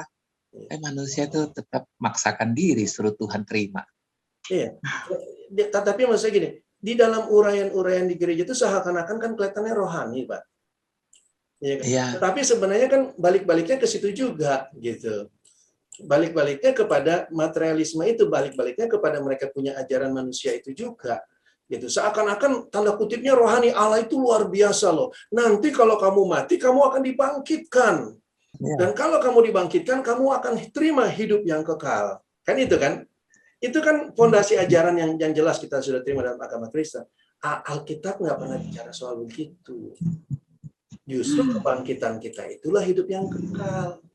Jadi kita itu bukan dibangkitkan untuk menerima hidup yang kekal. Kebangkitan itulah hidup yang kekal itu. Kalau kita nggak pernah menerima hidup yang kekal, berarti kita nggak pernah menerima kebangkitan. Maka berarti kematian bagiannya kita. Namun sekali lagi kebangkitan itu bukan cuma terima kebangkitan, bangkit lalu kamu hidup dengan dirimu sendiri. Bukan itu kebangkitan. Nah, itu yang saya maksudkan. Itu materialismenya. Perbedaan materialisme itu kita berpikir kita hidup dan kita terima hidup yang kekal. Nah, ketika dalam perjalanan, loh kok saya masih berbuat dosa ya? Sebenarnya kita nggak pernah terima hidup yang kekal. Karena kita itu sebenarnya, bahkan sebenarnya kita nggak pernah dibangkitkan. Karena selama ini ternyata saya hidup dengan hidupnya saya sendiri. Kan saya dibangkitkan, kalau saya mati. Iya kan? Ya. Nah, kebangkitan saya itu kan bukan saya yang bangkit. Harusnya kan Kristus kan? Nah, kalau selama ini saya masih berbuat dosa, berarti bukan Kristus dong yang tanda kutipnya bangkit itu. Ternyata masih saya juga yang nggak pernah mati. Kan begitu konsepnya. Iya, betul. Ya. Itu kembali ke awal yang pernah Pak Yahya katakan bahwa mereka yang tidak pernah kenal real itu adalah hidup dalam dusta. Hidup dari sononya udah hidup dusta, di atas mimbar sekalipun ya bagaimana menutupi satu dusta dengan dusta berikutnya ya, dan kreasi dia lah dengan bahasa manusia yang begitu kreatif. Dusta membawa-bawahi orang dusta juga gitu. Itu yang terjadi. Oke, Pak. Jadi ngerti sekarang. Dusta itu bagi orang berdosa indah, Pak. Indah. Justru senang. Senang itu. Coba ini ada satu kisah cerita lah. Orang protes sama setan. Setan, kamu itu pembohong ya, kamu itu sering berdusta ya. Setan jawabnya sederhana. Tapi kan senang kamu katanya. Digombalin seneng gitu. Iya, tapi kan kamu senang. Dia protes, padahal dia senang gitu. Itu bahaya salah satu juga seperti yang saya katakan tadi, mixture. Sekali lagi kita kalau ngomong mixture itu sebenarnya kita senang sama dusta. Iya, iya. Oke. Oke, Pak. Lanjut buahnya. Oke, terima kasih Pak Tony. Iya, Pak. Eva-nya.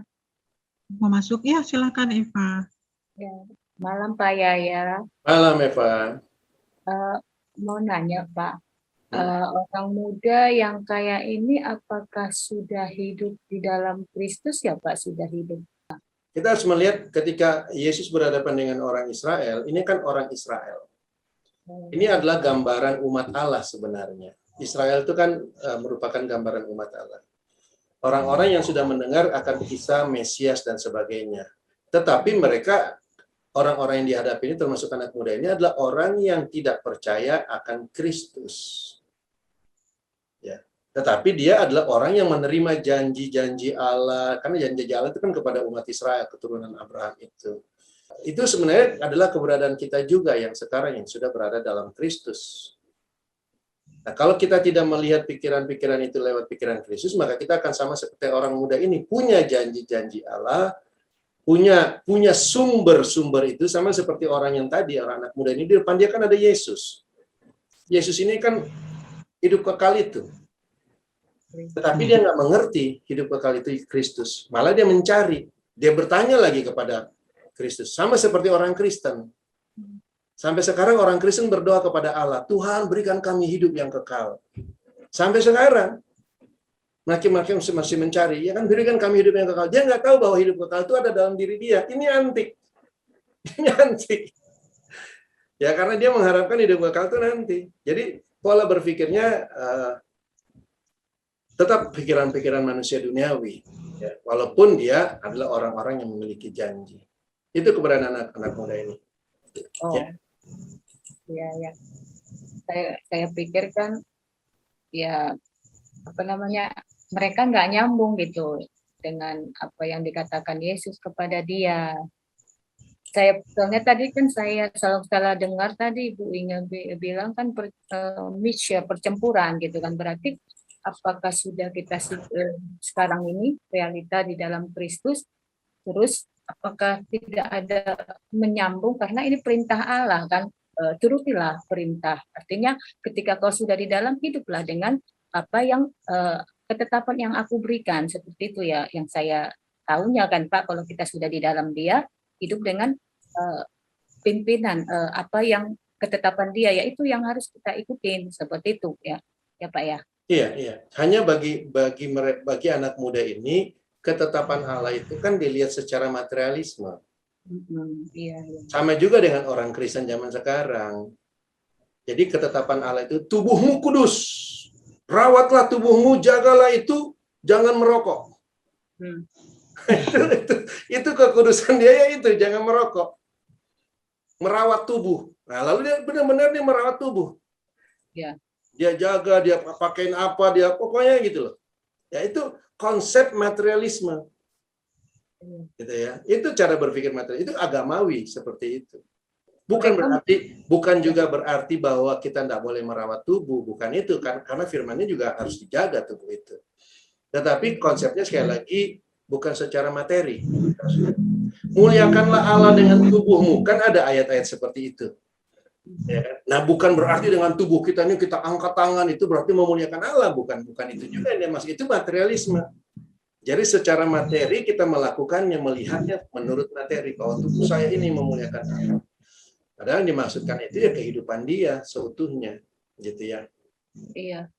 Apakah anak muda ini ya tidak mengenal, tidak nyambung dengan apa yang Allah katakan? Iya. Dia kan pikiran dia Pak gitu. Iya, itu karena pikiran dia itu kan pikiran agamawi. Jadi dia menilai Allah, Yesus yang ada di depan dia pun perkataan-perkataan itu dinilai secara agamanya dia. Iya. Nah, agamanya dia Yudaisme itu menekankan tentang hukum Taurat itu, orang harus hidup dengan itu. Itu yang mereka lihat sebagai perintah Allah. Itu yang kemudian dicoba digali oleh Yesus supaya anak muda ini melihatnya. Namun ternyata tetap aja dia nggak bisa melihat hal itu. Ya, sekarang juga ya banyak juga seperti itu ya Pak ya.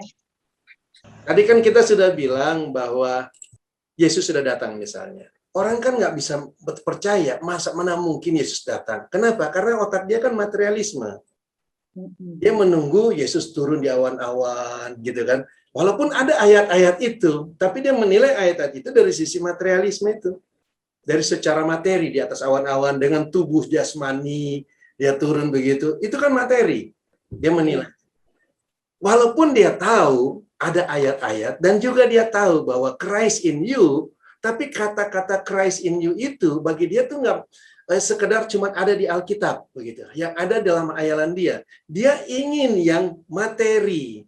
Dia ingin menilai Allah itu yang materi gitu. Jadi dia tidak bisa menyambungkan akan Kristus yang sudah datang dengan Christ in you. Dia nggak bisa menerima itu. Karena dia juga nggak bisa melihat bahwa Kristus ada dalam diri dia. Karena bagaimana mungkin Allah yang luar biasa itu ada dalam saya. Kan konsep berpikirnya kan materi. Allah itu dibuat materi. Yang luar biasa luas itu dibuat materi. Bagaimana bisa ada dalam saya? Itu konsep berpikirnya. Nah, selama manusia berpikir seperti ini, dia nggak akan bisa mengerti perkataan-perkataan Allah. Karena selalu dikonvert sama dia ke dalam bentuk yang bisa dijabarkan oleh otaknya dia. Yang sudah terdidik dari kecil secara materi itu. Terima kasih Pak Yaya, sharing untuk malam ini. Terima kasih Bu Anya. Oke, saya mau ke Pak Dr. Albert. Ya, terima kasih. Selamat malam. Dasar-dasarnya kuat sudah diterangkan sama Pak Yahya. Prinsipnya memang bagus. Kan arti jual itu apa yang kita punya. Jadi ada, kalau pandangan saya ada dua perbuatan. Perbuatan dari manusia yang tidak ada Kristus dan perbuatan manusia yang ada Kristus. kita perbuatan manusia baik itu hanya bisa dijual kepada orang yang tidak punya Kristus. Perbuatan baik manusia berkenan kepada manusia yang tidak punya Kristus. Perbuatan baik manusia tidak berkenan kepada Kristus. Jadi maka itu harus dibuang, dikeluarkan. Perbuatan baik nggak berkenan karena yang baik hanya Allah saja. Jadi itu sederhana, simple sebetulnya. Jadi kalau menurut pandangan saya seperti itu. Jadi ada dua perbuatan di sini, tapi dasarnya yang menjadi hidupnya pada manusia itu siapa? Dan hanya jualnya itu perbuatan baik tidak bisa untuk Allah, tapi hanya bagi orang dunia yang tidak punya Kristus. Itu berkenan. Makanya orang kan senang tuh kalau ada orang buat baik, kan dia membantu juga, akhirnya dibantu juga karena perbuatan baiknya. Sama seperti yang Roma 5 ayat 7. Ya. Ya, tidak mudah kan seorang mau mati untuk orang yang benar, tetapi mungkin untuk orang yang baik ada orang yang mau mati. Itu kan sering banyak di film atau apapun juga kan, membalas perbuatan baik orang lain tuh banyak. Tapi untuk orang benar kan, kalau kita berbuat baik untuk orang benar kan kitanya harus mati. Jadi ayat itu nyambung. Nah yang saya mau bertanya Pak Yahya, yang disebut dengan Yohanes 17 ayat 3, itu mengenal kan. Prinsipnya semua orang bicara percaya Kristus mengenal, tapi tidak hidup di dalam Kristus. Jadi tidak akan mempunyai hidup kekal, itu ada di dalam dia. Yang punya hidup kekal kan Kristus ya. Jadi kalau kita ada di dalam dia, kita mempunyai hidup kekal. Tapi banyak orang yang bilang, oh saya percaya, saya kenal kok Kristus. Tapi tidak mau mati bagi dirinya sendiri. Dan hidupnya Kristus tidak timbul di dalam hidupnya si orang yang percaya. Jadi yang katakan mengenal itu harus terjadi suatu pergantian hidup ya. Ya. Harus mutlak. Ya mutlak. Jadi kalau kita bilang mengenal, tapi banyak tuh di gereja, di kita juga dulu sama, oh saya kenal kok Yesus. Maka itu kan Pak Yahya suka ngomong, berdoa di dalam nama Yesus. Nah, kalau kita tidak di dalam Yesus, bagaimana kita berdoa di dalam nama Yesus? Berarti kita tuh suka membohongin diri kita sendiri. Kalau kita sudah hidupnya Kristus yang berdoa di dalam nama Yesus, berarti yang doa itu adalah Kristus yang dalam hidup kita. Ya, dari saya itu aja. Terima kasih Pak. Oke. Terima kasih Bu Ane. Ya. Baik. Tentang perbuatan. Saya hanya mau meneruskan tadi tentang perbuatan, kembali ke Pak Yosef yang di awal dan direspon oleh Juan tadi tentang pemberian kepada sesama. Saya tarik ke 2 Korintus 9 Pak Yahya ayat 6 dan sampai 8, hanya sedikit saja sih. Itu bisa dengan pemahaman baru bisa berbeda nggak? Memberi dengan sukacita membawa berkat, di mana kita tahu dulu kita pasti hubungannya ini dengan harta atau uang. Camkanlah ini, orang yang menabur sedikit menuai sedikit juga, orang menabur banyak menuai banyak juga. Hendaklah masing-masing memberi menurut kerelaan hati, jangan dengan sedih hati atau karena paksaan, sebab Allah mengasihi orang yang memberi dengan sukacita. Itu Allah sanggup melimpahkan segala kasih karunia kepada kamu, supaya kamu senantiasa berkecukupan dalam segala sesuatu, dan malah berkelebihan di dalam pelbagai kebajikan. Kebajikan, apakah perbuatan itu, dan apakah kita, Pak Yahya, mungkin bisa menjelaskan realitanya dalam realita hidup kita sekarang, bukan hal itu lagi, itu Pak Yahya. Kita harus melihat segala sesuatu dengan konteks yang ada. Ayat yang ke-6 ini berbicara orang yang menabur sedikit menuai sedikit juga. Ini berbicara tentang pemberian harta. Ya, kalau kita berbicara tentang konteksnya ya. Jadi bagaimana mereka memberi? Kenapa? Karena ini kan ada konteksnya di atas kan. Ini kan konteks di mana mereka sedang mengumpulkan uang. Ya, mengumpulkan uang. Paulus itu sedang punya tugas mengumpulkan uang untuk pelayanan-pelayanan orang-orang yang di Yerusalem sebenarnya. Ya, dia mulai dari ayat 8 sebenarnya kalau kita melihat ini. Jadi mereka mengumpulkan uang untuk pelayanan-pelayanan orang-orang kudus yang pada saat itu ada di Yerusalem. Jadi ini bentuknya uang yang mereka harapkan atau pemberian yang mendukung orang-orang pelayanan daripada orang-orang kudus. Ya kan? Dia mengharapkan orang-orang di Korintus ini juga ikut terlibat, itu maksudnya dia. Ya, orang Makedonia sudah melakukannya, ya kan, dan sebagainya. Nah, apakah kalian juga yang ada di dalam Korintus juga mau ikut terlibat dalam pelayanan pada orang-orang kudus mereka? Tentu saja dalam bentuk pemberian, ya. Ini itu sebabnya dari sejak ayat kelima dia sudah katakan, sebab itu aku merasa perlu mendorong saudara-saudara, ya kan? Jadi dia memberikan encouragement kepada mereka supaya mereka bisa bermurah hati. Muncullah ayat yang ke-6 ini, bahwa keterlibatan mereka terhadap pelayanan kepada orang-orang kudus ini itu pasti juga adalah pelayanan Kristus, itu maksudnya dia. Ya, kenapa? Karena ini kan pelayanan sesama tubuh, bukan pelayanan kepada organisasi-organisasi dunia. Karena sekali lagi orang-orang kudus ini berbicara tubuh di sini. Sehingga waktu dia muncul hendaklah masing-masing memberikan pelayanan hatinya, sekali lagi konteksnya kepada sesama tubuh, gitu ya. Jadi bukan sekedar memberi aja, tentu saja baik buat orang yang memberikan menurut pelayanan hati. Anda mau berikan kepada siapa aja silakan saja.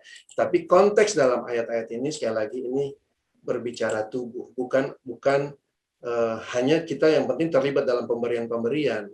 Orang yang bijak adalah tahu dia memberi di mana dan kepada siapa dan untuk apa. Saya rasa itu yang paling bagus, ya. Jadi bukan cuma sekadar memberi, gitu ya. Oke. Tapi ini banyak loh Pak yang dipakai untuk penginjilan, Pak. Oh iyalah. Ya namanya kan orang kan bisa menggunakan ayat Alkitab kan, Dok. Iya, jadi pakai ayat ini untuk penginjilan, sumbang dong untuk penginjilan sesama. Iya, ya. Tapi kan kita sudah tahu, kalau bagi kita kan kita tahu apa yang disebut dengan tubuh Kristus dan apa yang disebut dengan gereja. Kalau kita nggak tahu yang manusia baru, manusia ciptaan baru, kita merasa bersalah tuh. Iya. Ayat 10 side effect-nya ke rohani, ayat 10. Ayat 10 ini bukan side effect, ayat 10 ini memang pandangan rohaninya. Memang dasarnya dari situ ya. Memang realita rohaninya tuh begitu. Allah menyediakan, ya kan? Yang harus diberikan kepada sesama tubuh dan juga roti untuk kita makan, gitu. Itu semua kalau menurut saya pekerjaan Allah. Jadi pelayanan Allah terhadap tubuhnya dan juga pemeliharaan Allah terhadap tubuhnya. Jadi Allah kita itu balance selagi kita mau melihat Allah, gitu ya. Jadi bukan hanya Allah melayani manusia. Kalau Allah melayani manusia, cuma sekali dia lakukan, mati di kayu salib. Itu pelayanan dia untuk menyelesaikan permasalahan manusia. Tapi kalau di sini sekali lagi ini adalah pelayanan Allah terhadap tubuh Kristus. Kalau saya lihat ini pekerjaan. Oke, kita akan masuk ke dalam konklusi dari Pak Yahya. Silakan Pak Yahya. Ya, jadi apa yang Yesus katakan kepada anak muda ini, saya ingin mengambilnya kembali dari Matius 19 ya, mungkin saya harus ngambilnya dari Markus 10. Coba kita lihat ya, di dalam ayatnya yang ke-21, ini dua penulis yang berbeda, namun mereka mencipta satu kisah yang sama, tetapi Markus menekankan satu hal yang tidak dicatat oleh LAI. LAI katakan, maka engkau akan beroleh harta di sorga, kemudian datanglah kemari dan ikutlah aku. Tetapi dalam Greek interlinear atau dalam bahasa Yunaninya itu ada kata ini, take up the cross. Ini perkataan Yesus. Jadi Yesus berkata kepada orang itu masih ada satu yang kurang. Go thy way, pergilah, juallah, sell whatsoever thou hast, yang semua yang kau miliki, dan berikan kepada mereka yang miskin, dan kamu akan mendapatkan harta di sorga, dan datang, tentu saja ikut aku, take up the cross and follow me. Perkataan ini tidak dicatat oleh LAI. Artinya Yesus katakan, pergi jual, dan pikulah salib, lalu ikut aku. Itu sebenarnya. Jadi banyak perkataan Yesus yang tidak terlihat, yang kalau kita teliti prinsipnya memang jelas bahwa untuk ikut Yesus kita harus take up the cross. Kita harus memikul salib. Di daging. Iya. Itu yang tidak dilihat. Tetapi kan anak muda itu kan tidak fokus kepada take up the cross. Anak itu fokus kepada jual hartamu. Karena sekali lagi saya katakan, konsep berpikir manusia hanya sampai kepada material. Dia nggak mengerti apa arti salib itu. Tapi kita bisa melihat Yesus mengatakan bahwa pikulah salib, lalu ikutlah aku. Supaya, lagi perkataan lagi yang saya katakan tadi, supaya di mana aku berada, di situ pula hamba-hambaku berada. Saya rasa kita sudah mengerti apa yang kita bahas pada sore hari ini. Mungkin kita diskusikan lagi dalam perumpamaan yang lainnya di waktu yang akan datang.